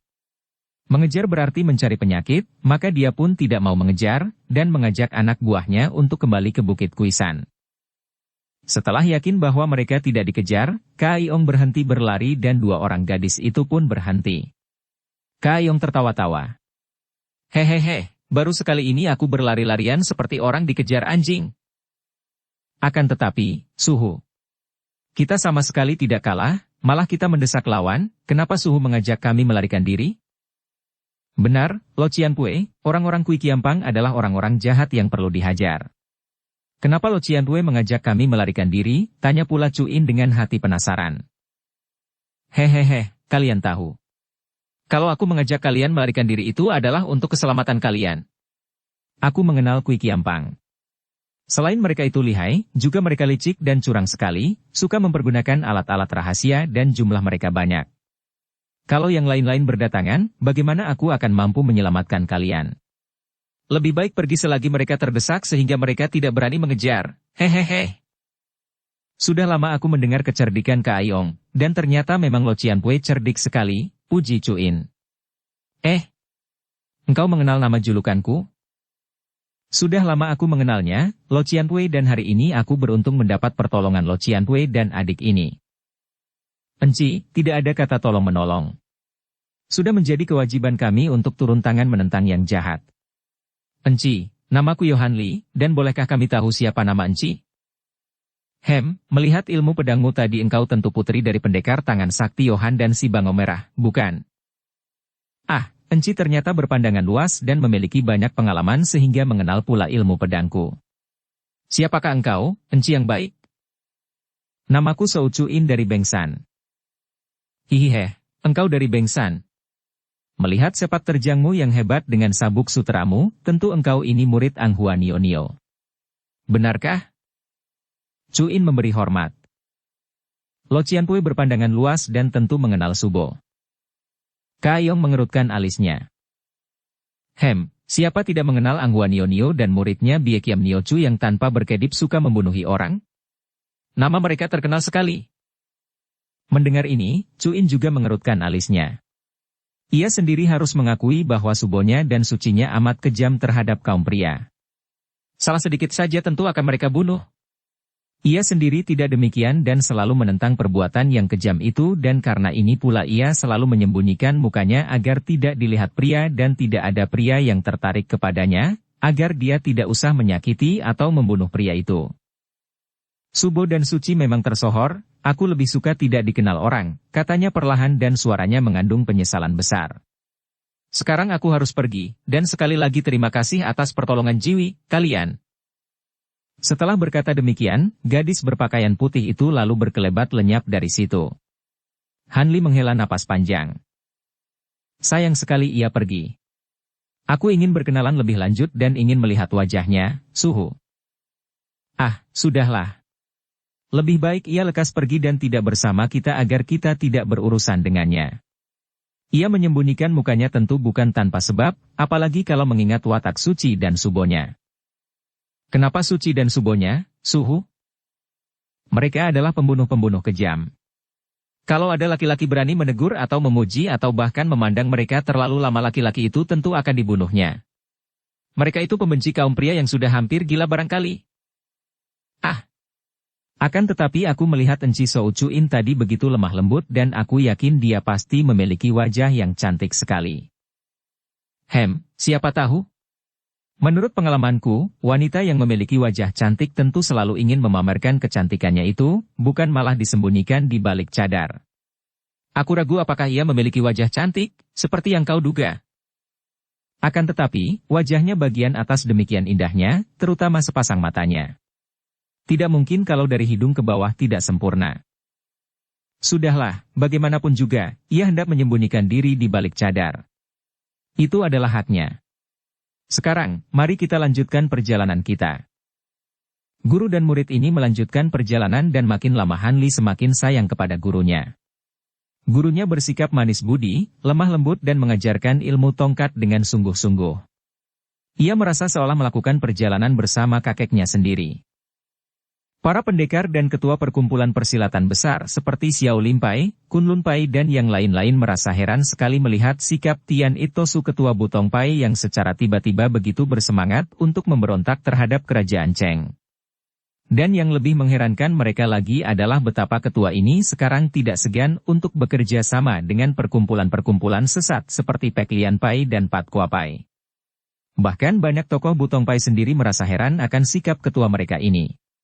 Akan tetapi karena Tian Itosu mempunyai alasan yang kuat, yaitu untuk berjuang harus menyatukan segala kekuatan, mereka pun tidak berani membantah. Pada suatu hari Tian Itosu memanggil para sute dan muridnya dalam suatu rapat. Ketua Butongpai ini masih merasa tidak enak dan tidak sehat badannya sehingga suaranya juga masih parau. Pinto merasa tidak sehat dan untuk memulihkan kesehatan, Pinto harus beristirahat dan bersamadi. Selama Pinto bersamadi, tidak seorang pun boleh mengganggu Pinto. Para sute dan murid menyatakan setuju dan tidak akan melanggar perintah ketua itu. Tian Itosu yang bertubuh tinggi besar itu menghela napas lega. Masih ada satu pesanan lagi. Kalau dalam beberapa hari ini datang seorang pemuda bernama Gulam Sang, harap kalian menerimanya sebagai seorang tamu kehormatan dan melayaninya sebaik-baiknya. Dia adalah seorang tokoh lama jubah kuning yang berilmu tinggi dan dia sudah menjanjikan kerjasama dengan Pinto. Para lama jubah kuning akan menjadi sekutu kita dalam perjuangan. Kembali semua orang menyatakan taat akan pesan itu. Dan sejak hari itu Tian Itosu mengurung diri di dalam sebuah ruangan tertutup untuk bersamadi. Pesan Tian Itosu benar terjadi. 3 hari kemudian muncullah seorang pemuda gagah dan tampan, bermuka bundar dengan mata lebar di Butong Pai dan mengaku bernama Gulam Sang. Aku bernama Gulam Sang berasal dari Tibet. Aku sudah menerima pesan dari Tian Itosu untuk bergabung di sini. Dapatkah aku bertemu dengan Tian Itosu? Ketua kami sedang bersamadi dan sama sekali tidak boleh diganggu, akan tetapi beliau sudah memesan kepada kami agar menerima Kongcu, Tuan Muda, sebagai tamu terhormat. Silakan Kongcu menanti di sini sampai suhu keluar dari tempat pertapaannya sehingga dapat bertemu dan bicara. Ah, tidak mengapa kalau begitu. Memang tidak baik mengganggu Pangcu, Ketua, yang sedang bersamadi. Baiklah. Aku akan tinggal di sini menunggu sampai beliau keluar dan aku dapat melewatkan waktuku dengan berjalan-jalan menikmati keindahan pegunungan Butong Pai. Para Tosu dan murid Butong Pai diam-diam merasa heran dan tidak senang karena Gulam Sang yang dikatakan seorang tokoh lama jubah kuning itu ternyata minum arak dan makan daging. Ketika Gulam Sang melihat keheranan mereka, dia tertawa dan memberi alasan. Dahulu aku memang seorang pendeta lama yang tentu saja pantang minum arak dan makan daging. Akan tetapi karena sekarang aku menjadi orang biasa, bukan pendeta lagi, maka pantangan itu pun aku tinggalkan. Dan setiap hari Gulam Sang meninggalkan Butong Pai, setelah hari mulai gelap baru kembali. Tak seorang pun mengetahui apa saja yang dikerjakan orang aneh ini. 3 hari kemudian, Tian Itosu keluar dari ruangan samadhinya. Selama 3 hari itu, hanya seorang saja diperbolehkan memasuki ruangan samadhi, yaitu Tian Tantosu, seorang sutenya, untuk mengirim makanan. Tentu saja begitu keluar dari ruangan samadhinya, Tian Itosu menerima pelaporan tentang kunjungan Gulam Sang. Biarkanlah kalau dia pergi setiap hari, karena tentu dia ada hubungannya dengan usaha perjuangan kita. Kalau dia pulang, suruh Tian Tantosu mengantarnya memasuki kamar samadhiku. Pinto akan menemuinya di sana. Tidak lama Tian Itosu keluar, setelah menerima laporan-laporan, dia pun masuk lagi ke dalam kamar itu. Dan sore harinya, Gulam Sang pulang ke Butong Pai. Para Tosu memberitahu kepadanya bahwa Tian Itosu tadi memesan agar dia diajak masuk ke ruangan samadhi. Gulam Sang menjadi gembira dan diantar oleh Tian Tantosu, dia pun masuk ke dalam ruangan samadhi itu. Tidak ada seorang pun mengetahui apa yang mereka bicarakan. Bahkan Tian Tantosu juga tidak tahu karena setelah membawa Gulam Sang masuk, dia pun disuruh keluar lagi. Sampai jauh malam barulah Gulam Sang keluar dari ruangan itu lalu memasuki kamarnya sendiri. Pada keesokan harinya, Gulam Sang berpamit dari para Tosu karena dia hendak pergi ke kota raja untuk mengadakan kontak hubungan dengan sekutunya di sana. Malam tadi hal itu sudah kubicarakan dengan Tian Itosu dan kau sudah berpamit kepadanya. Kalau beliau keluar, katakan saja bahwa aku sudah berangkat ke kota raja, demikian pesannya kepada para Tosu Butong Pai. Dan setelah Gulam Sang berangkat pergi, pada keesokan harinya Tian Itosu sudah keluar dari kamar samadhinya dan memimpin Butong Pai seperti biasa. Akan tetapi banyak terjadi hal yang membingungkan para Tosu yang lain. Tian Itosu seringkali menerima kunjungan tokoh-tokoh Peklian Pai, Patkwa Pai dan bahkan tokoh-tokoh dari dunia sesat. Mereka tidak diizinkan hadir dalam pertemuan itu sehingga tidak tahu apa yang dibicarakan oleh ketua mereka dengan tokoh-tokoh sesat itu. Dan para Tosu Butong Pai hanya dapat merasa heran dan khawatir. Pada suatu hari, terjadilah hal yang menggemparkan para tokoh dan murid Butong Pai. Hari itu kembali Tian Itosu menerima beberapa orang Peklian Pai. Menjelang sidang, terdengar suara gaduh dan para Tosu yang berlari menuju ke ruangan sidang yang tertutup itu, melihat tubuh seorang Tosu terlempar keluar dan ketika mereka semua melihat, ternyata tubuh itu adalah Beng An Tosu yang telah tewas. Selagi mereka ramai membicarakan hal itu, Tian Itosu muncul dengan mata bersinar-sinar penuh kemarahan. Itulah jadinya kalau ada yang lancang berani mengintai dan mendengarkan percakapan kami. Pinto kira yang mengintai itu tentu mata-mata musuh, maka Pinto menyerangnya sehingga dia tewas. Kiranya dia adalah Sute, adik seperguruan, Beng Antosu sendiri. Biarlah hal ini menjadi peringatan bagi kalian agar jangan ada yang berani lancang mendengarkan atau mengintai kami. Semua anggota Butongpai benar-benar merasa heran bukan main. Beng Antosu merupakan seorang Tosu yang jujur dan setia, bahkan biasanya amat dipercaya oleh Tian It Tosu. Dan sekarang Beng Antosu tewas di tangan ketua mereka sendiri. Mulailah para Tosu Butongpai merasa tidak puas dan menduga bahwa ketua mereka agaknya sudah dipengaruhi oleh para tokoh sesat itu. Akan tetapi apa yang dapat mereka lakukan? Pada suatu hari, banyak tamu berdatangan dan berkunjung ke Butongpai. Mereka disambut oleh Tian It Tosu sendiri. Kepada para anggota Butongpai yang terheran-heran melihat hadirnya para tokoh dan datuk sesat, Tian It Tosu memperingatkan mereka bahwa untuk berhasilnya perjuangan, dia tidak memperdulikan golongan dari mana yang akan membantunya. Memang istimewa para tamu yang berdatangan di waktu itu. Tian Yangchu dari Butongpai yang merupakan murid utama dari Tian It Tosu, dan juga Tian Tan Tosu, dipercaya untuk membantu ketua Butongpai itu menyambut para tamu. Selain dua orang Tosu ini, tidak ada orang lain boleh mencampuri dan hanya menjadi penonton dari jauh saja. Tokoh-tokoh besar dari dunia persilatan golongan sesat berdatangan. Koai Tosu tokoh Pat Kuapai bersama beberapa orang temannya anggota Pat Kuapai datang lebih dulu. Kemudian Tian Yangji tokoh Pek Lian Pai juga bersama belasan orang kawannya. Kemudian muncul pula Swat Hai Lokui yang sudah tua dan rambutnya sudah putih semua itu. Swat Hai Lokui datang bersama Tung Hai Lomo yang tidak pernah ketinggalan membawa dayung bajanya. Bahkan Bantok Kuiong, datuk sesat dari selatan itu juga muncul. Mereka semua dipersilahkan masuk ke dalam ruangan besar tertutup, mengadakan rapat yang penuh rahasia sehingga anak buah Butongpai sendiri tidak ada yang boleh mendengarkan. Tian It Tosu yang memimpin rapat itu nampak bersemangat dan gembira sekali. Dengan berapi-api dia berkata, "Saudara sekalian, kita tidak perlu memperdulikan para pejuang yang tidak mau bekerja dengan kita. Setidaknya mereka itu pasti tidak akan membantu pemerintah Manchu. Pancu kapan kita bergerak? Aku sudah tidak sabar lagi untuk melihat hancurnya kerajaan Cheng," kata Swat Hai Lokui. "Benar, aku pun sudah siap dengan sedikitnya 50 orang teman untuk mulai bergerak menyerang musuh," kata Tung Hai Lomo. "Harap saudara sekalian bersabar. Kita harus sabar dan memakai perhitungan yang masak," kata Tian It Tosu. "Kalian masih ingat ketika pertemuan dahulu itu? Gadis yang memperingatkan kita agar jangan memberontak itu telah kami selidiki dan ternyata Dara itu adalah puteri dari Putera Mahkota." "Ah!" Semua orang berseru kaget. "Jangan panik. Karena itu, kita harus berhati-hati karena tentu gadis itu akan bercerita kepada ayahnya dan tentu keadaan kita telah diamati dari jauh dan mungkin pemerintah telah menyebar mata-mata. Kalau kita bergerak, baru mengumpulkan banyak orang saja sudah akan ketahuan dan sebelum kita bergerak, tentu kita akan dipukul lebih dulu, dan kita harus ingat bahwa kekuatan pasukan pemerintah amat besar." "Lalu bagaimana kita akan bergerak dan mulai berjuang?" tanya Bantok Kuiong. "Sabar.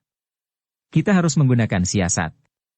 Kami perhitungkan, kalau beberapa orang di antara kita yang berilmu tinggi, seperti Swat Hai Lokui, Tung Hai Lomo, Bantok Kuiong dan beberapa orang lagi pergi ke kota raja dan berhasil menyusup ke dalam istana, akan mudah bagi kita untuk membunuh Kaisar dan Putera Mahkota. Kalau hal itu terjadi, tentu akan terjadi kekacauan di istana dan kita akan berusaha mengajar yang menjadi pengganti Kaisar orang yang berpihak kepada kita.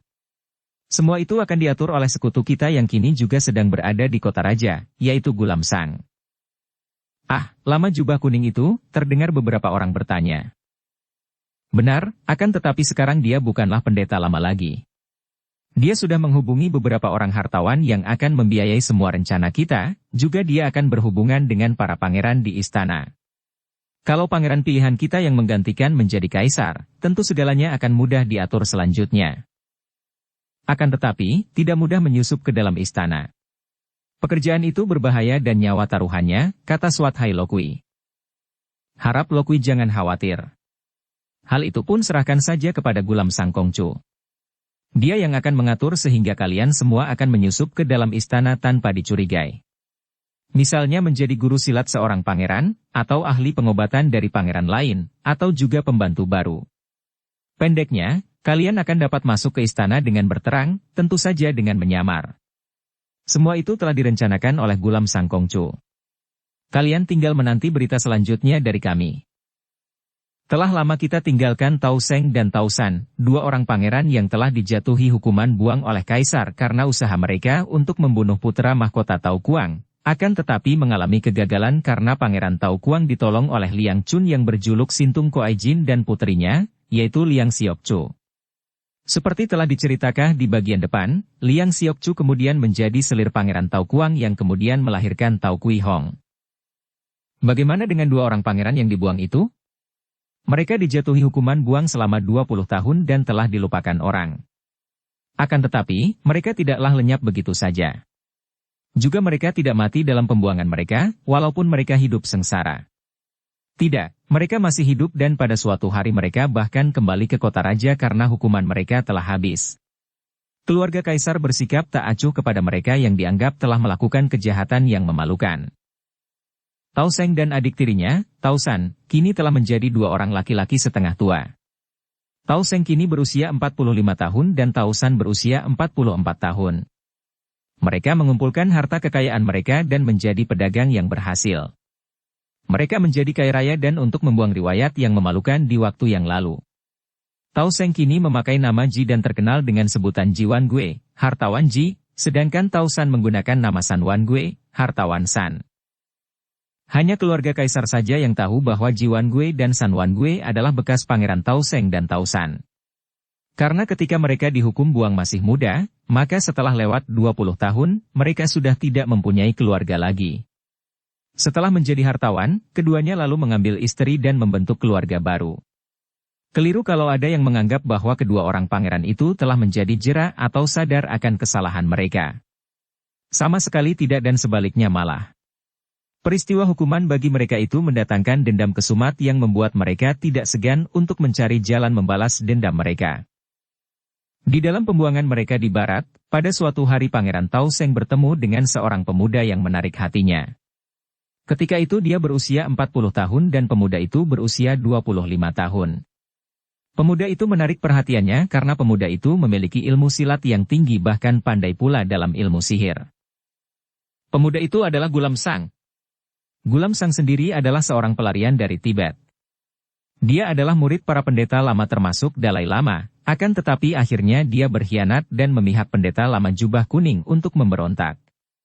Maka dia dikejar-kejar dan melarikan diri ke timur sampai bertemu dengan Pangeran Tao Seng. Mungkin karena nasib sama, mereka segera menjadi akrab, dan akhirnya Pangeran Tao Seng melihat bahwa pemuda itu kelak akan amat berguna baginya, maka dia lalu mengangkat Gulam Sang sebagai puteranya. Mula-mula Gulam Sang merasa ragu untuk menerimanya, karena walaupun Tao Seng adalah seorang pangeran akan tetapi pangeran buangan. Akan tetapi Pangeran Tao Seng lalu menceritakan ambisinya. Dia hendak membalas dendam dan merebut kekuasaan Kaisar. Kalau dia berhasil menjadi Kaisar, maka dia akan mengangkat Gulam Sang menjadi pangeran mahkota yang kelak akan menggantikan dia menjadi Kaisar.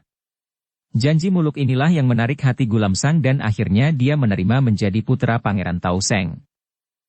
Demikianlah, setelah hukuman mereka habis dan Pangeran Tao Seng bersama Pangeran Tao San kembali ke timur, Gulam Sang juga ikut pergi ke kota Raja Peking, di mana dia dikenal sebagai putra Tao Seng yang bernama Tai Lam Sang. Kita mempunyai cita-cita besar, demikian Tao Seng bicara kepada Tao San dan Gulam Sang. Akan tetapi jangan dikira mudah saja. Untuk membuat cita-cita kita menjadi kenyataan. Selama 5 tahun ini engkau banyak belajar dariku, Lam Sang. Engkau mempelajari sastra dan budaya sehingga tahu bagaimana untuk menjadi seorang pribumi.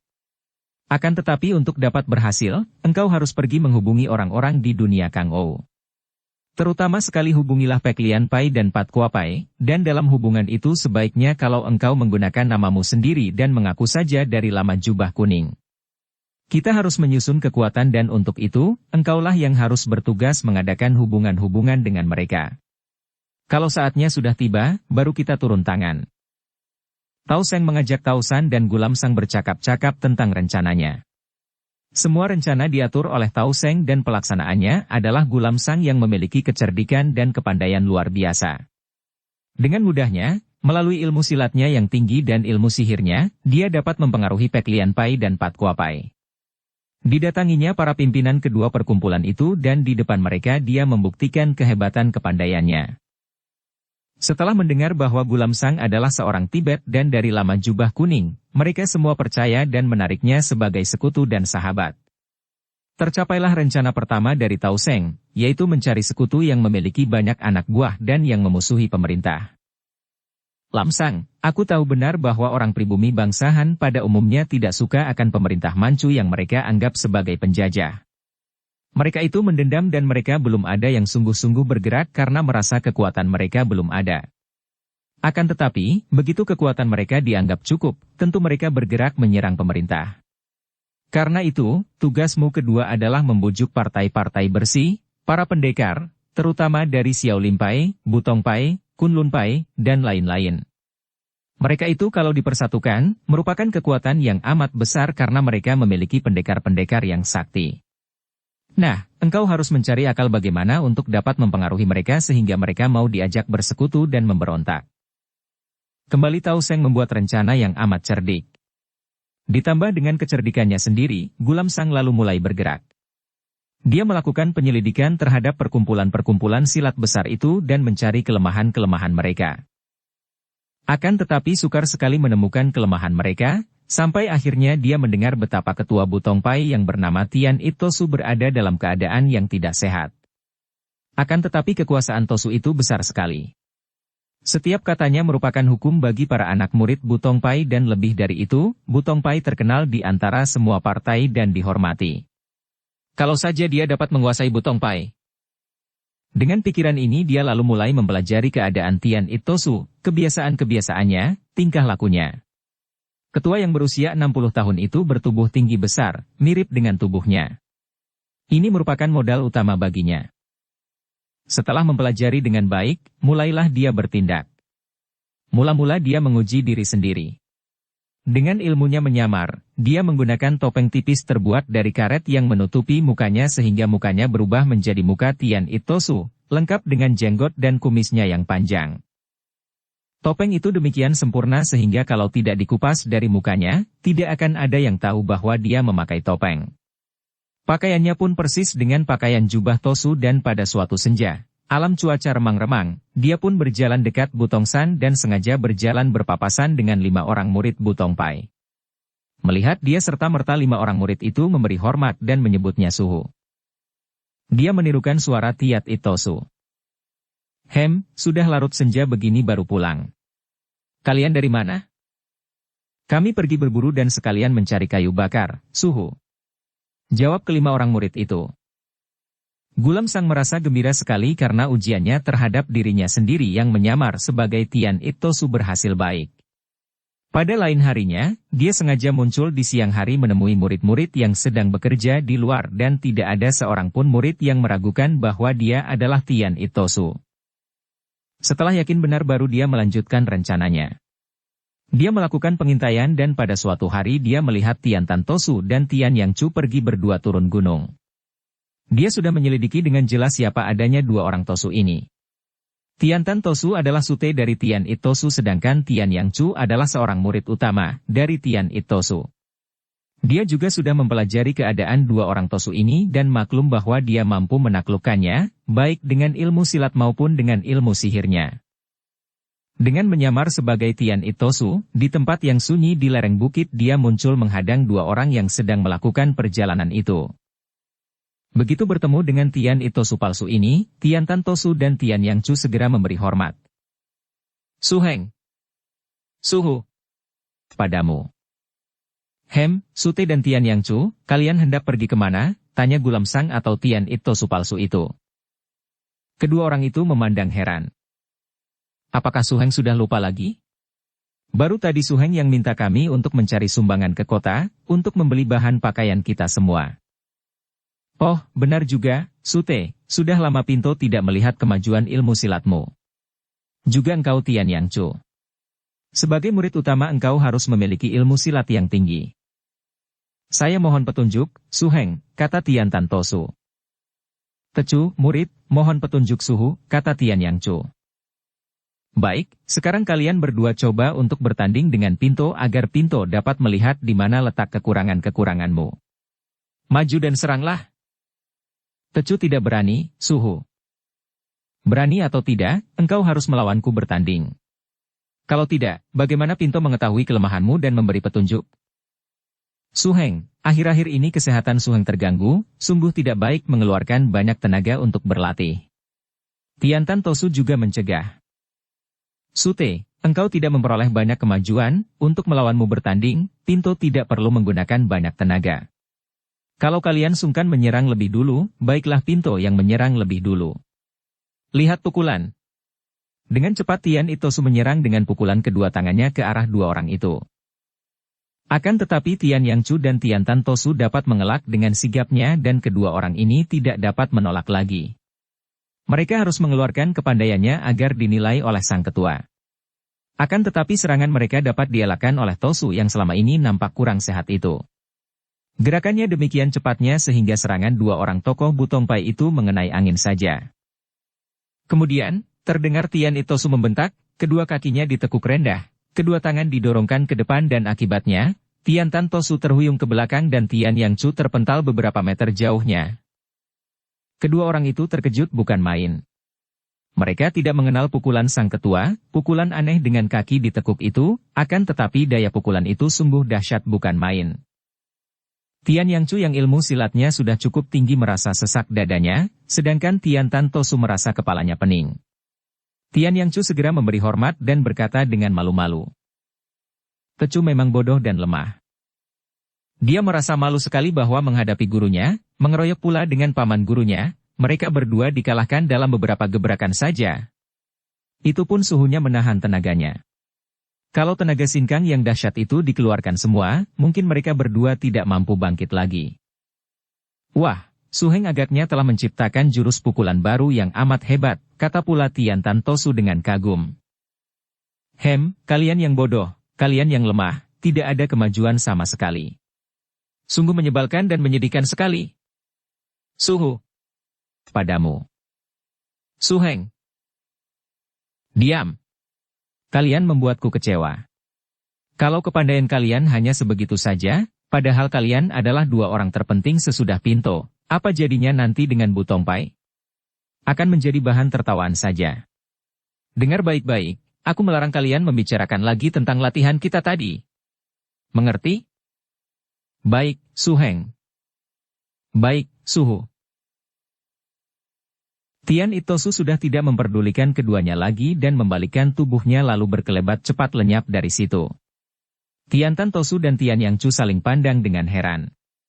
Mengapa ketua mereka yang biasanya ramah dan halus lembut tutur sapanya itu mendadak menjadi begitu galak?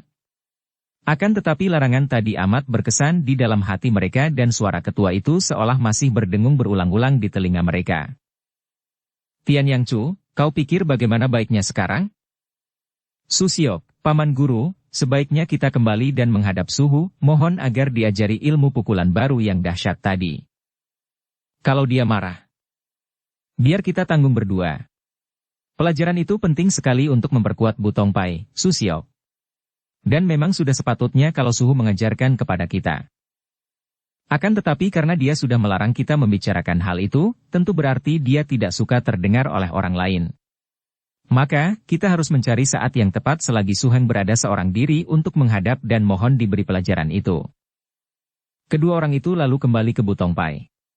Dan pada sore harinya, ketika Tian Itosu sedang berjalan-jalan di taman bunga perkumpulan itu seorang diri dan di sekitar tempat itu sunyi tidak nampak seorang pun murid Butongpai, muncullah Tiantan Tosu dan Tian Yangchu, segera berlutut di depan Tian Itosu sedangkan Tiantan Tosu memberi hormat dengan membungkuk dan mengangkat kedua tangan di depan dada. Tian Itosu adalah seorang Tosu yang ramah dan lembut, akan tetapi dia pun keras memegang disiplin dan semua peraturan Butongpai harus ditaati. Merasa terganggu ketika berjalan-jalan itu, dia mengerutkan alisnya dan bertanya kepada mereka dengan singkat. Apa maksudnya ini? Kalian mau apa? Dua orang itu menjadi gentar mendengar pertanyaan singkat itu.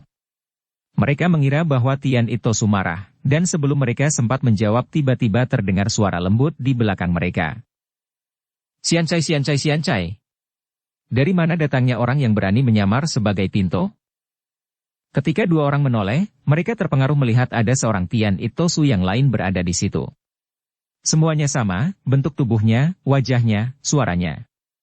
Hanya bedanya, yang baru muncul ini bersuara lembut, sedangkan yang pertama tadi nampak marah. Dengan sendirinya kedua orang itu berpihak kepada yang baru datang. Yang pertama itulah yang palsu. Mereka berani memastikan hal itu. Bukankah yang pertama bersikap aneh dan keras terhadap mereka bahkan merobohkan mereka dengan pukulan aneh dan ampuh? Su Heng, orang itu adalah orang yang memalsukan dan menyamar sebagai Su Heng, kata Tiantan Tosu kepada Tosu yang baru muncul. Benar, Suhu. Harap Suhu memberi hajaran kepadanya. Akan tetapi dia lihai sekali, Suhu, kata pula Tian Yang Chu dan keduanya sudah meloncat ke belakang Tosu yang baru muncul. Tian Itosu yang pertama tercengang. Lelucon macam apa ini? Pinto Tian Itosu. Saudara siapakah dan mengapa menyamar sebagai Pinto? Cian Cai.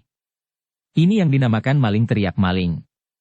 Sute dan kau Tian Yang Chu, karena kesehatanku masih terganggu, bantulah Pinto menangkap maling ini. Biarpun gentar menghadapi ketua palsu yang amat lihai itu, namun karena sekarang Tian Itosu berada dengan mereka, kedua orang itu menjadi berani dan cepat mereka menyerang Tian Itosu yang pertama. Kakek itu mengelak dan menangkis, lalu berseru. Sute! Tian Yang Chu, ini adalah Pinto, Tian Itosu. Kalian tertipu. Manusia jahat. Engkaulah yang menipu. Sejak dahulu Tian Itosu adalah Pinto, bentak Tosu kedua dan dia pun segera menyerang dan mengeroyok Tian Itosu pertama. Tosu itu mencoba untuk melawan, akan tetapi sebuah tamparan Tosu kedua mengenai pundaknya. Agaknya Tosu pertama itu memang sedang terganggu kesehatannya sehingga gerakannya tidaklah setangkas Tosu kedua. Dia terhuyung dan kesempatan itu dipergunakan oleh Tosu kedua untuk mengirim pukulan tamparan yang amat kuat ke dadanya. Bu! Tosu itu terpelanting, muntah darah dan pingsan. Biarkan Pinto yang menangani, mungkin dia masih berbahaya. Kita bawa ke tempat tahanan bawah tanah. Pinto ingin mengetahui siapa saja kawan-kawannya dan apa maksudnya menyelundup masuk menyamar sebagai Pinto. Tosu kedua dengan ringan sekali memanggul tubuh Tosu pertama yang pingsan. Tiantan Tosu dan Tian Yang Chu mendahului Tian Itosu pergi ke tempat tahanan bawah tanah yang kebetulan kosong. Tidak ada seorang pun murid Butong Pai yang melihat semua peristiwa ini.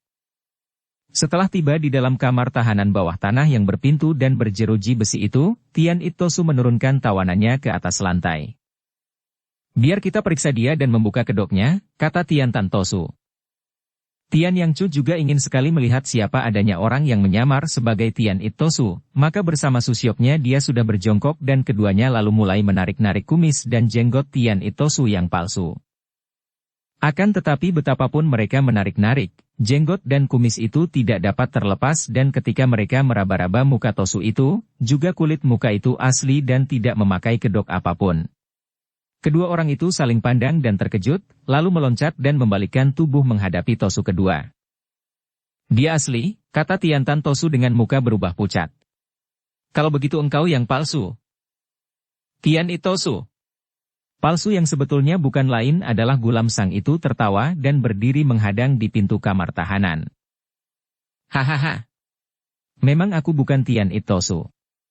Aku membutuhkan pribadinya hanya untuk beberapa bulan saja. Kalau urusanku sudah selesai, akan ku kembalikan kepada Tian Itosu. Sementara ini dia harus tinggal di sini sebagai tawananku.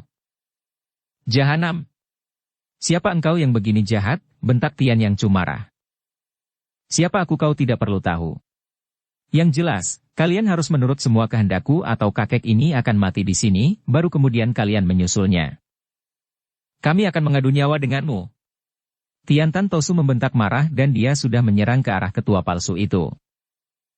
Akan tetapi tangan Gulam Sang menampar dan tubuh Tiantan Tosu terlempar dan roboh.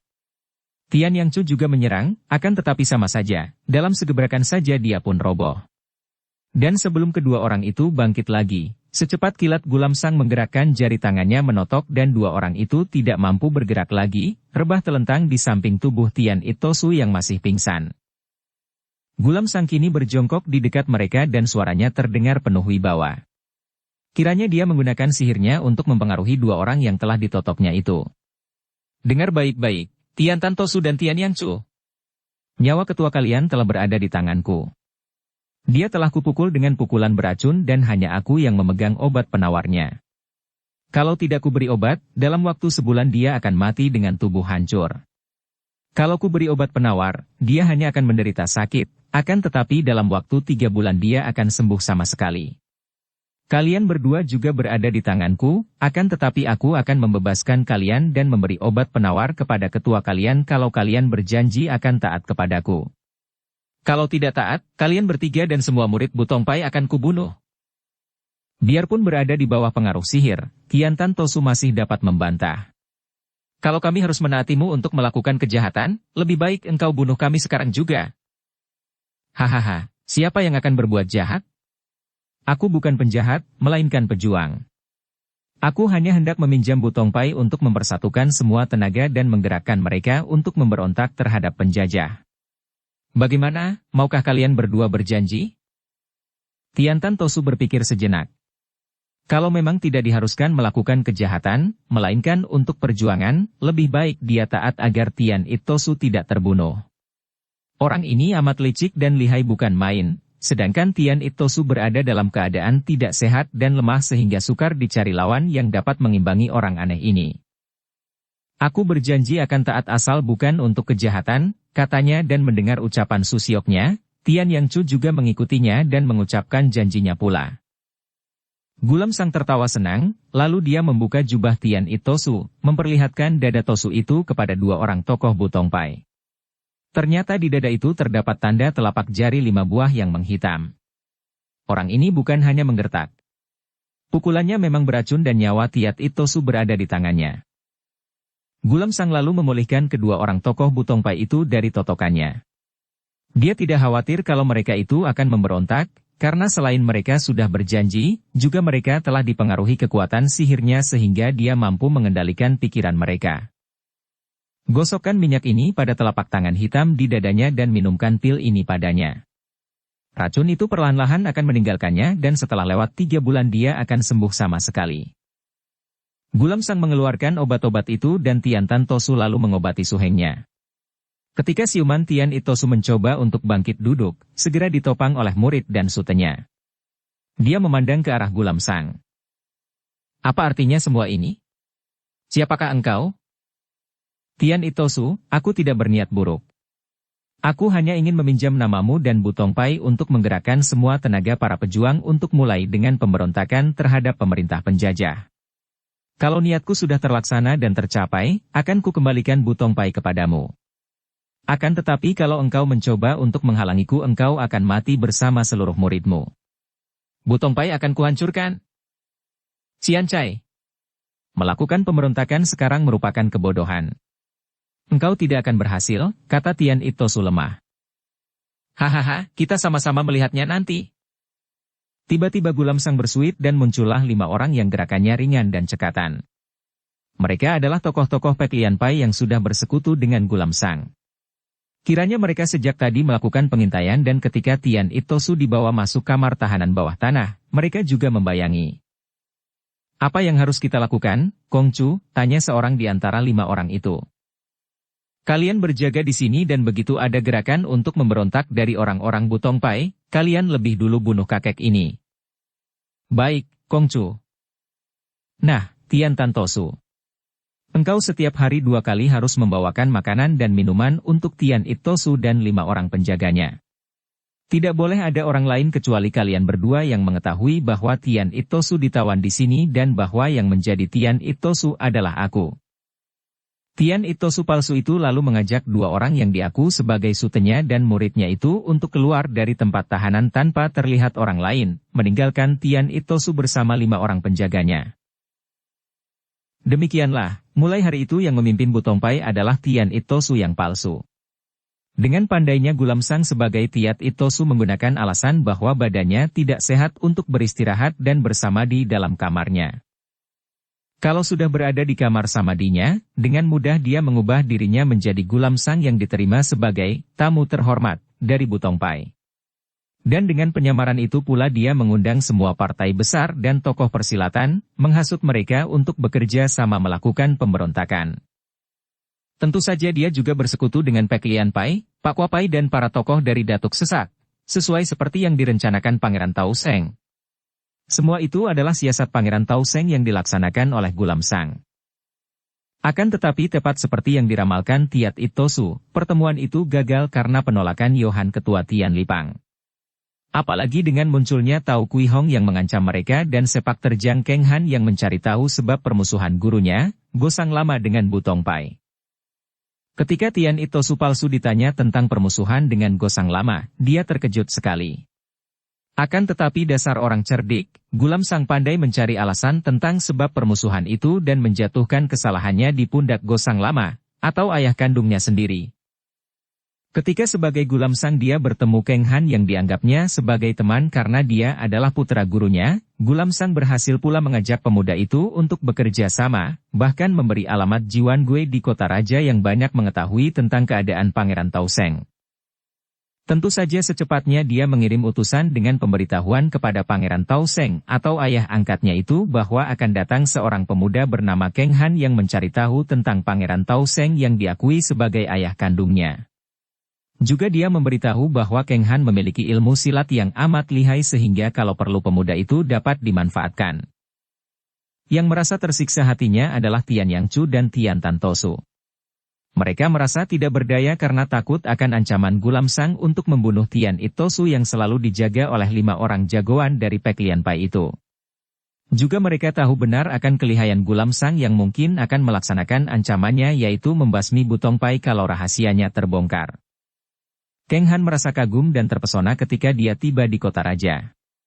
Belum pernah dia melihat bangunan-bangunan sebesar dan seindah itu. Dia benar-benar seperti seorang dusun yang baru pertama kali memasuki sebuah kota besar.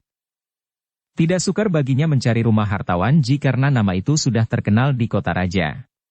Dan dia pun mengunjungi rumah itu, sebuah gedung besar yang mempunyai pintu gerbang besar dan tebal, dijaga pula oleh orang-orang yang nampaknya seperti tukang-tukang pukul atau ahli-ahli silat. Kepada para penjaga pintu ini dia mengaku bernama si Keng Han dan ingin menghadap hartawan Ji karena urusan penting. Dia disuruh menanti sebentar sementara seorang penjaga melaporkan ke dalam, tak lama kemudian dipersilakan memasuki kamar tamu yang besar dan mewah. Keng Han memandangi semua keindahan itu. Gambar-gambar, sajak-sajak, hiasan-hiasan dan bahkan meja kursi di situ berukir indah. Oleh pengawal yang mengantarnya dia dipersilakan duduk menanti dan pengawal itu sendiri lalu keluar lagi. Bunyi langkah kaki membuat jantung Keng Han berdebar tegang. Benarkah cerita Gulam Sang bahwa dia akan mendapat keterangan yang lebih jelas tentang ayahnya? Begitu tuan rumah muncul, dia cepat bangkit berdiri dan memberi hormat sambil mengamati wajah orang itu. Dia melihat seorang laki-laki berusia 45 tahun yang masih gagah dan tampan, berpakaian sutera sebagaimana pakaian seorang hartawan. Sebaliknya, tuan rumah itu yang bukan lain adalah Pangeran Tau Seng sendiri juga mengamati pemuda yang kini memberi hormat di depannya. Diam-diam dia merasa kagum dan bangga. Putranya. Akan tetapi tidak terasa ada keharuan dalam hati yang sudah mengeras itu, melainkan perasaan girang karena mungkin dia akan mendapatkan seorang pembantu yang amat berguna. Maafkan, Tuan. Jangan sebut aku Tuan, panggil saja Paman, kata Pangeran Tau Seng atau hartawan Jirama. Maafkan kalau kedatangan saya ini mengganggu kesibukan Paman. Ah, tidak mengapa. Silakan duduk dan, perkenalkanlah siapa dirimu dan ada kepentingan apa ingin bertemu denganku. Keng Han mengambil tempat duduk. Bantalan kursinya lunak sekali, enak diduduki. Nama saya si Keng Han, Paman, dan nama Paman diperkenalkan kepada saya oleh seorang sahabat yang bernama Gulam Sang. Aha, begitukah? Gulam Sang itu adalah putra angkatku sendiri. Baru sekarang Keng Han mengetahui dan dia pun terkejut. Kiranya putra gurunya itu telah diambil anak oleh hartawan ini. Kalau begitu semua keterangannya tentang Paman tentu benar semua. Keterangan apakah tentang diriku? Bahwa Paman pernah mengenal ayah kandung saya dan mengetahui tentang semua peristiwa yang menimpa diri ayah kandung saya. Siapakah ayah kandungmu? Dahulu ayah kandung saya adalah seorang pangeran, namanya Pangeran Tau Seng. Akan tetapi bukankah namamu si Keng Han nama margamu si? Itu hanya untuk penyamaran saja, Paman. Tidak baik kiranya kalau saya menggunakan nama keluarga istana, hanya akan menarik perhatian orang saja. Tao Seng mengangguk-angguk, menyatakan bahwa dia mengerti. Lalu apa yang hendak kau tanyakan tentang Pangeran Tao Seng?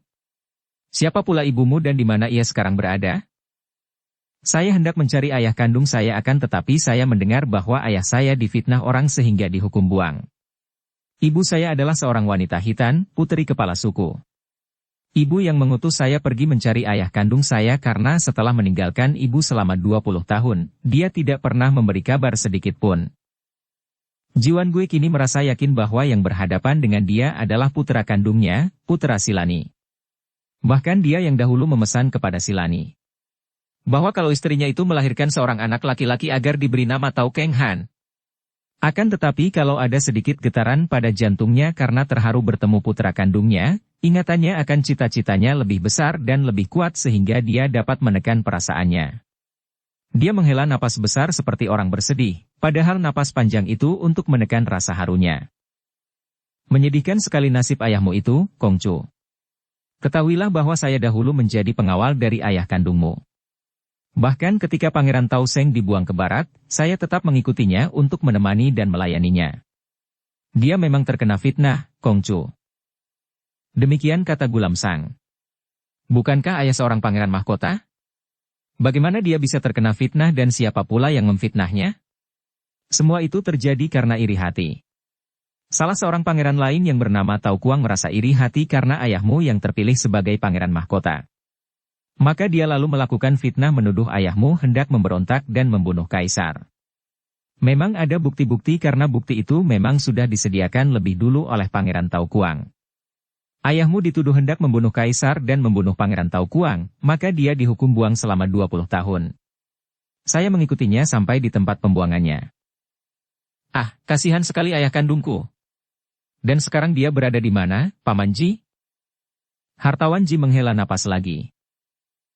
Agaknya Pangeran Tao Kuang tidak puas karena ayahmu hanya dihukum buang.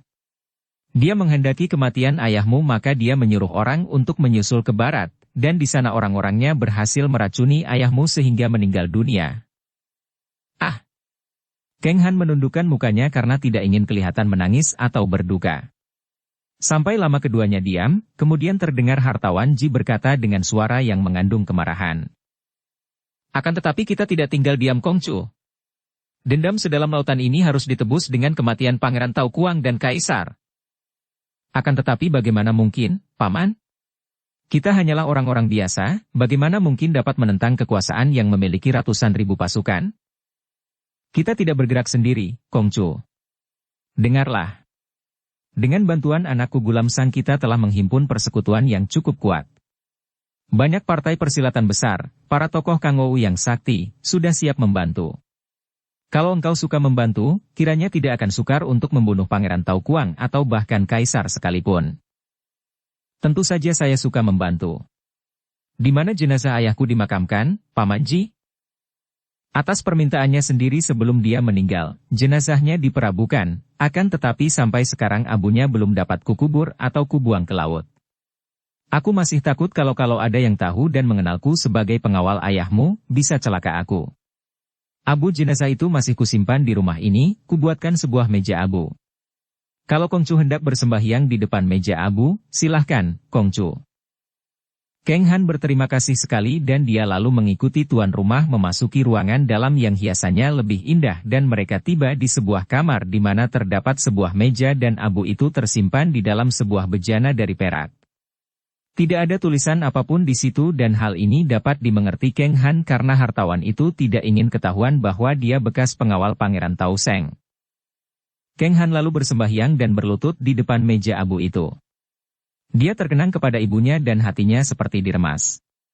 5 tahun lebih dia meninggalkan ibunya dengan harapan akan dapat bertemu ayahnya.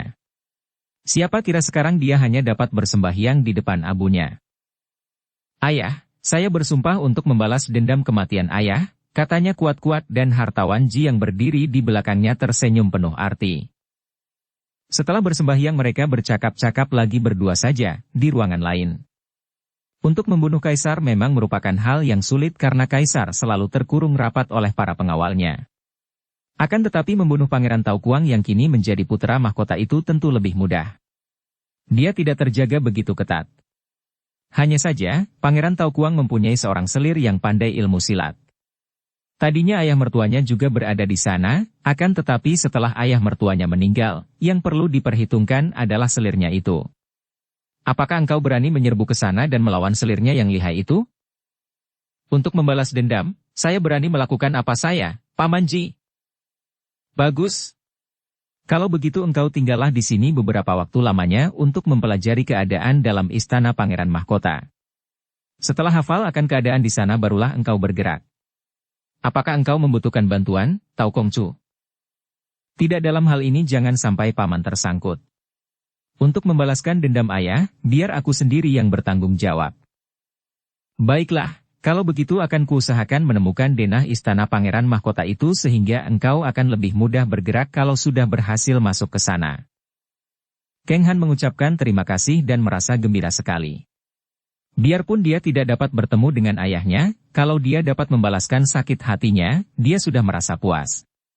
Tentu hal ini juga merupakan hiburan bagi ibunya mendengar tentang kematian ayah kandungnya. Yo Han Li dan Kaiyong Lu Tongki memasuki kota raja. Sejak kecil Han Li tinggal di Bukit Naga dan biarpun dia pernah melihat kota besar, akan tetapi baru sekali ini darah ini melihat kota raja, maka banyak hal yang membuatnya menjadi bengong. Banyaknya toko, rumah penginapan dan rumah makan yang serba besar, taman-taman yang besar dan indah, banyaknya orang berlalu lalang, pagoda-pagoda yang nampak dari jauh di lereng bukit, semua itu membuatnya berulang kali memuji. Apa sih bagusnya semua itu? Hanya dapat dipandang akan tetapi tidak dapat dirasakan. Lihat nanti kalau kita bisa mendapatkan hidangan kaisar atau pangeran, baru engkau akan benar-benar kagum. Hidangan-hidangan itu bukan hanya dapat dipandang dan dicium sedapnya, akan tetapi juga dapat dirasakan dengan lidah. Wah, mulutku menjadi basah mengingat semua itu. Han Li tersenyum geli. Gurunya ini yang diingat hanya makanan saja. Selama ini, hampir setiap hari ia harus memasak makanan untuk gurunya yang mengatakan bahwa ia pandai memasak dan bahwa masakannya sedap sekali. Engkau berbakat seni memasak, Han Li, ujinya berulang-ulang. Tahukah engkau bahwa memasak itu merupakan seni yang tinggi nilainya? Cara mengerat daging atau memotong sayurnya, cara membesarkan atau mengecilkan apinya, berapa lamanya memasak, semua itu mengandung seni tersendiri. Bumbu-bumbu sederhana saja di tangan seorang ahli akan mendatangkan kelezatan pada masakan. Apa saja yang dimasak oleh seorang yang berbakat seni memasak, tentu enak. Gurunya memang tukang makan. Kalau perlu dia akan mencuri makanan. Pernah ketika mereka lewat sebuah rumah makan yang memamerkan bebek panggang, Kaiyong berjalan dekat rumah makan itu dan ketika dia keluar dari situ, di bawah baju rombengnya sudah tersembunyi seekor bebek panggang utuh. Dilahapnya bebek panggang itu di sepanjang jalan sambil memberi komentar tentang rasa bebek panggang itu. Jarang ada makanan yang dipuji kakek ini, ada saja kekurangannya, kurang asin atau terlalu manis, terlalu kering dan sebagainya. Kalau sekarang sebelum merasakan hidangan istana dia sudah memuji setinggi langit, Han Li percaya bahwa hidangan itu tentu benar-benar istimewa. Ketika mereka berjalan lewat depan sebuah gedung seperti istana, Kaiyong berhenti. Itu rumah Pangeran Mahkota. Aku yakin hidangan masakan di sini tidak kalah lezat daripada yang berada di istana kaisar. Kaisar sudah terlalu tua, tentu giginya sudah banyak yang ompong dan masakannya tentu yang lunak-lunak saja. Berbeda dengan masakan di istana Pangeran Mahkota, tentu lengkap dengan yang agak keras.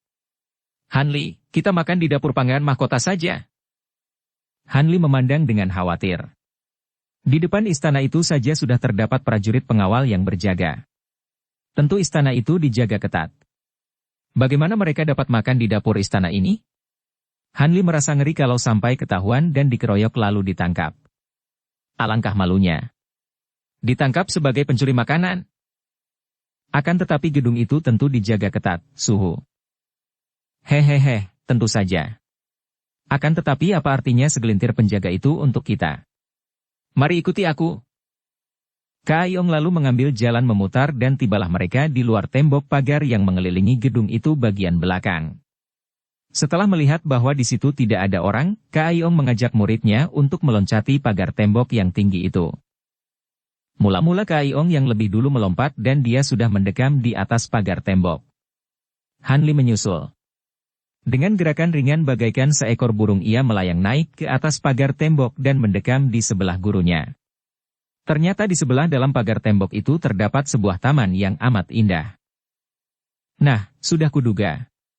Tentu dalamnya sebuah taman atau kebun. Mari kita loncat ke dalam dan kau bersembunyi di belakang rumpun bambu di sana itu.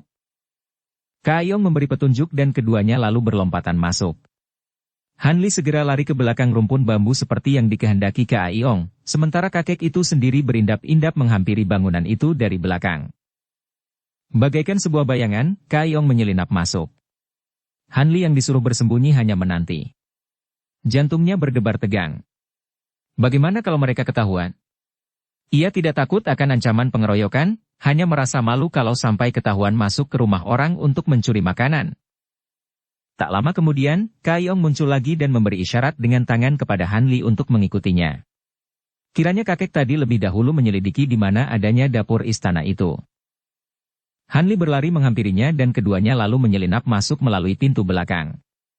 Tiba-tiba Kak Ayong menarik tangan Hanli untuk bersembunyi. Baru saja Hanli bersembunyi di balik tembok, ia melihat 3 orang pengawal yang membawa tombak lewat di dekat mereka. Untung mereka sudah bersembunyi. Terlambat sebentar saja mereka tentu sudah ketahuan. Setelah 3 orang pengawal itu lewat, kembali Kak Ayong mengajak Hanli melanjutkan perjalanan memasuki bagian yang lebih dalam di istana itu. Setibanya di dapur, Hanli melihat ada kesibukan di dalam dapur. Kak Ayong memberi isyarat untuk mengikutinya dan kakek itu lalu melayang naik ke atas dapur. Hanli mencontoh perbuatan gurunya dan kini mereka mendekam di atas atap dapur mengintai ke bawah. Sebelum dapat melihat apa-apa, lebih dulu hidung Hanli disambut bau masakan yang amat sedap. Cepat ia mengintai dan melihat 5 orang koki sedang membuat masakan. Bermacam-macam masakan itu. Udang besar saus tomat itu nampak menggapai-gapai kepadaku, bisik Kak Ayong dan dia menjilat bibirnya sendiri. Hanli merasa geli dan juga heran ketika gurunya mengeluarkan segulung tali yang di ujungnya dipasangi besi kaitan seperti sebuah pancing. Ia baru mengerti setelah gurunya menurunkan pancing itu ke bawah dan menanti sampai para koki itu lengah, barulah dia mengayun pancingnya dan besi kaitan itu dengan tepat sekali mengait seekor udang goreng saus tomat yang segera ditariknya ke atas. Segera ditangkapnya udang yang masih panas itu dan dimakannya dengan lahap sekali. Wah, enaknya bukan main. Dia memuji dan di lain saat dia sudah mengait seekor lagi yang lalu diberikan kepada Hanli.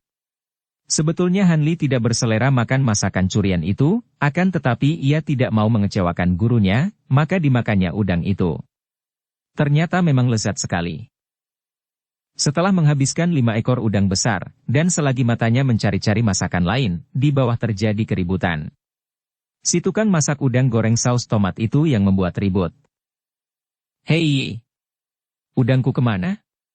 Asem, jangan main-main kau, tegurnya kepada temannya yang sedang memasak masakan ayam tanpa tulang. Tentu engkau yang makan udang-udangku. Tinggal setengahnya. Ngawur. Siapa makan udang-udangmu? Sejak tadi aku mempersiapkan masakanku sendiri, mana ada waktu untuk memperhatikan udangmu, apalagi mencurinya dan memakannya. Akan tetapi udang besar itu tadinya berjumlah belasan ekor, sekarang tinggal 8 ekor lagi. Yang berada di dekatku hanya engkau. Siapa lagi yang mencurinya kalau bukan engkau? Aku tidak mencuri udangmu. Jangan main tuduh sembarangan kau. Teman-teman yang lain melerai. Sudahlah, mungkin dimakan kucing. Tidak ada kucing masuk ke sini, bantah koki udang yang merasa kehilangan. Sementara itu, di dalam keributan itu selagi para koki bicara dan lengah, seekor ayam tanpa tulang telah melayang naik ke atas. Kak Ayong membaginya dengan Hanli dan mereka makan masakan istimewa. Ayam itu masih utuh, akan tetapi ketika digigit, sama sekali tidak ada tulangnya dan ayam itu diisi cacahan daging dengan bumbunya yang sedap. Hei! Mana ayamku? Tiba-tiba Asam yang tadi dituduh mencuri udang, berteriak. Ayam apa lagi? Tanya teman-temannya. Tadi masih di sini, baru saja kuangkat dari tempat masak. Semua ada 5 ekor, akan tetapi lihat, hanya tinggal 4 ekor. Yang seekor lagi terbang kemana? Mana ada ayam tanpa tulang itu dapat terbang? Tentu ada yang mencuri dan menyembunyikan. Acui, Engkau tadi menuduh aku mencuri udang-udangmu, agaknya engkau hendak membalas dan engkau yang menyembunyikan ayamku? Kau gila. Aku tidak mencuri ayammu. Acui membentak.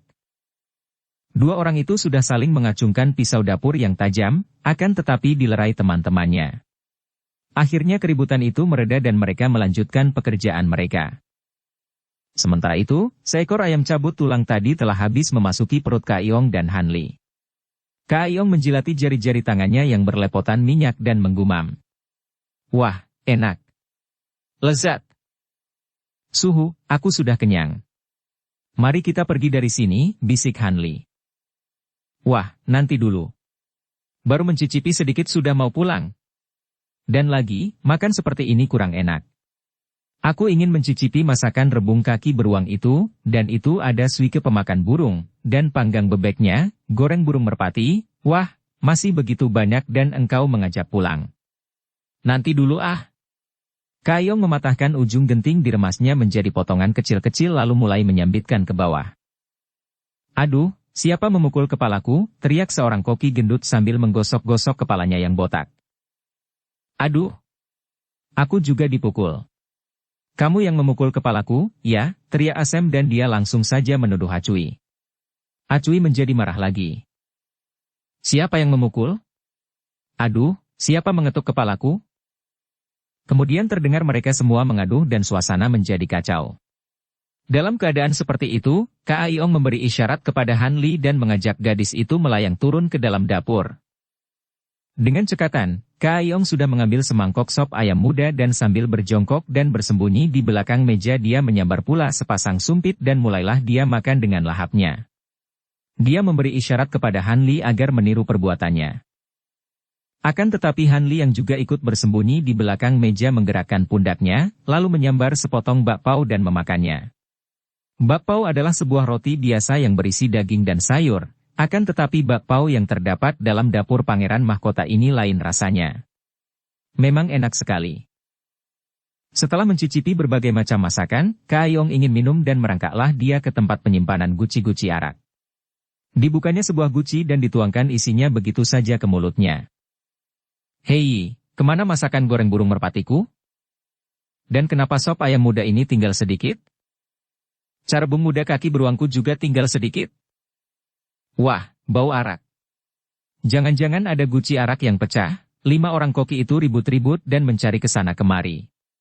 Tentu saja guru dan murid itu sibuk berloncatan ke sana kemari untuk menyembunyikan diri.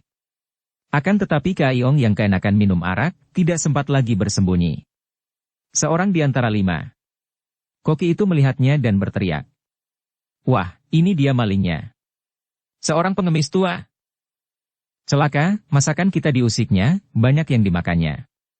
Apakah keluarga pangeran hanya mendapatkan sisanya? Hayo kita tangkap pencuri itu. 2 orang sudah menerjang maju untuk menangkap Kak Iong, akan tetapi Hanli melompat ke depan. 5 orang koki itu terbelalak ketika melihat seorang gadis cantik melindungi kakek itu. Paman sekalian, maafkanlah kami yang sudah mencicipi sedikit masakan kalian. Suhu, mari kita pergi. Hehehe. Nanti dulu, Hanli. Kabarnya pangeran mahkota adalah seorang dermawan. Siapa kira, makanan untuk keluarganya demikian mewah sedangkan di luar istananya, banyak rakyat kelaparan. Kak Iong minum terus dan nampaknya seperti sudah mabuk. Mari kita lapor ke dalam. 5 orang koki itu lalu berlarian keluar dari dalam dapur. Suhu, mari kita cepat pergi. Para pengawal tentu segera berdatangan. Hehehe. Aku tidak pernah melarikan diri dari dapur sebelum perutku benar-benar kenyang. Mari kita makan dengan leluasa, Hanli. Begini lebih enak. Ini ada nasi dari Hang Chiu, nasinya lembut dan harum sedap.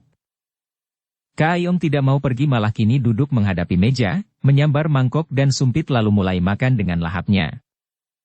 Hanli membanting-banting kaki dengan bingung. Sudah terdengar suara banyak kaki lari ke tempat itu. Wah, ini bagaimana, Suhu? Mereka sudah berdatangan. Biarkan saja. Kalau mereka berani mengganggu aku makan, akan kuhajar. Nih, kau makan nasi, Hanli. Atau ingin buah-buahan segar? Itu di sana banyak anggur, buah leci dan apel. Tinggal pilih mana yang kau suka, hehehe. Akan tetapi, suhu. Hanli tidak dapat melanjutkan kata-katanya karena pada saat itu di ambang pintu dapur telah bermunculan pasukan pengawal yang belasan orang jumlahnya. Seorang komandan pengawal menudingkan goloknya ke arah Kaiyong yang sedang melahap makanan. Pencuri busuk, engkau mengacau di dapur istana pangeran? Hehehe, makanan ini datangnya dari perahan keringat rakyat.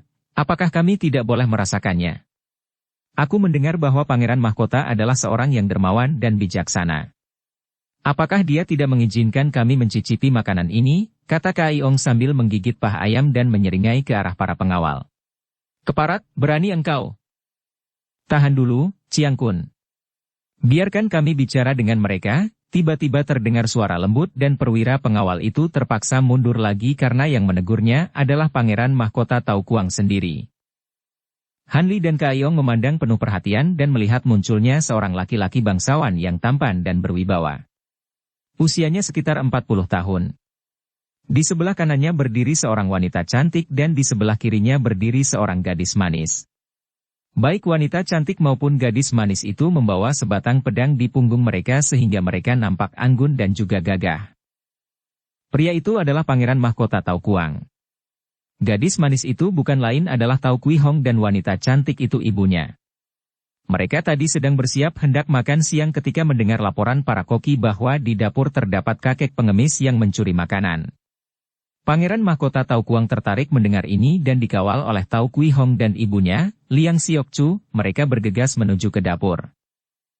Pangeran Mahkota Tau Kuang memiliki watak seperti kakeknya, yaitu suka bergaul dan menghargai orang-orang Kang Ou. Maka, begitu melihat kakek berpakaian pengemis itu bersama seorang gadis cantik yang mendatangkan kekacauan di dapurnya, dia melarang para pengawal turun tangan. Dia sendiri lalu mengangkat kedua tangan ke depan dada sebagai pemberian hormat dan berkata dengan lembut. Apakah kunjungan Lo Cianpui dan Nona ini hanya untuk mencicipi makanan? Habis, untuk apa lagi? Kami tidak mempunyai urusan dengan Pangeran Mahkota Tau Kuang, hehehe, kata Kaiyong. Kamilah Pangeran Mahkota Tau Kuang. Kalau begitu, biarlah kami mengundang Lo Cianpui dan Nona untuk makan bersama. Penawaran ini diajukan dengan sikap lembut dan manis sehingga Hanli merasa tidak enak dan malu sendiri. Kau dengar itu, Hanli, kata Kaiyong sambil tertawa girang. Sudah lama aku mendengar bahwa Pangeran Mahkota Tau Kuang adalah seorang yang bijaksana dan sekarang terbukti kebenaran berita itu. Terima kasih, Pangeran, kami menerima undanganmu itu, hahaha. Hanli diam saja akan tetapi merasa tidak enak hati. Sejak kecil ia mendengar tentang penjajahan bangsa Manchu terhadap negara dan bangsanya. Ia sendiri adalah putri ketua Tian Lipang yang bercita-cita memerdekakan bangsa dan sekarang ia diundang makan bersama oleh keluarga Pangeran Mahkota bangsa Manchu. Akan tetapi, menolak pun tidak mungkin karena gurunya sudah menerima, maka ia pun mengikuti saja ketika mereka dipersilahkan masuk ke dalam ruangan makan yang luas. Setelah mereka duduk menghadapi meja makan, hidangan-hidangan yang paling lezat disuguhkan. Pangeran Tau Kuang memberi isyarat kepada pelayan untuk mengisi arak dalam cawan-cawan perak di depan tamunya lalu menyulangi dua orang tamunya dengan secawan arak. Silakan Jiwi, Anda berdua, minum untuk ucapan selamat datang kami dan untuk perkenalan ini. Sambil tersenyum lebar Kaiyong minum secawan arak itu dan Hanli hanya mencontoh gurunya. Pangeran Tau Kuang memperkenalkan selirnya dan putrinya lalu bertanya. Siapakah nama Lo Cianpui yang terhormat dan siapa pula Nona ini? Hehehe, Pangeran. Terima kasih bahwa Paduka suka menyambut kami orang-orang biasa dengan ramah tamah. Saya bernama Lu Tongki orang biasa saja, bahkan pengemis yang tidak pernah minta-minta. Lu Tongki? Apakah bukan Kaiyong, Raja Pengemis, Lu Tongki? Tiba-tiba Liang Siok Chu bertanya dengan kaget. Hehehe, saya hanyalah rajanya para pengemis, Nyonya. Mendiang ayahku Liang Chun, sering bicara tentang Lo Cianpui, kata Nyonya itu kagum. Bersambung ke bab 6. Dukung kami dengan subscribe, follow, like, komen dan share. Terima kasih.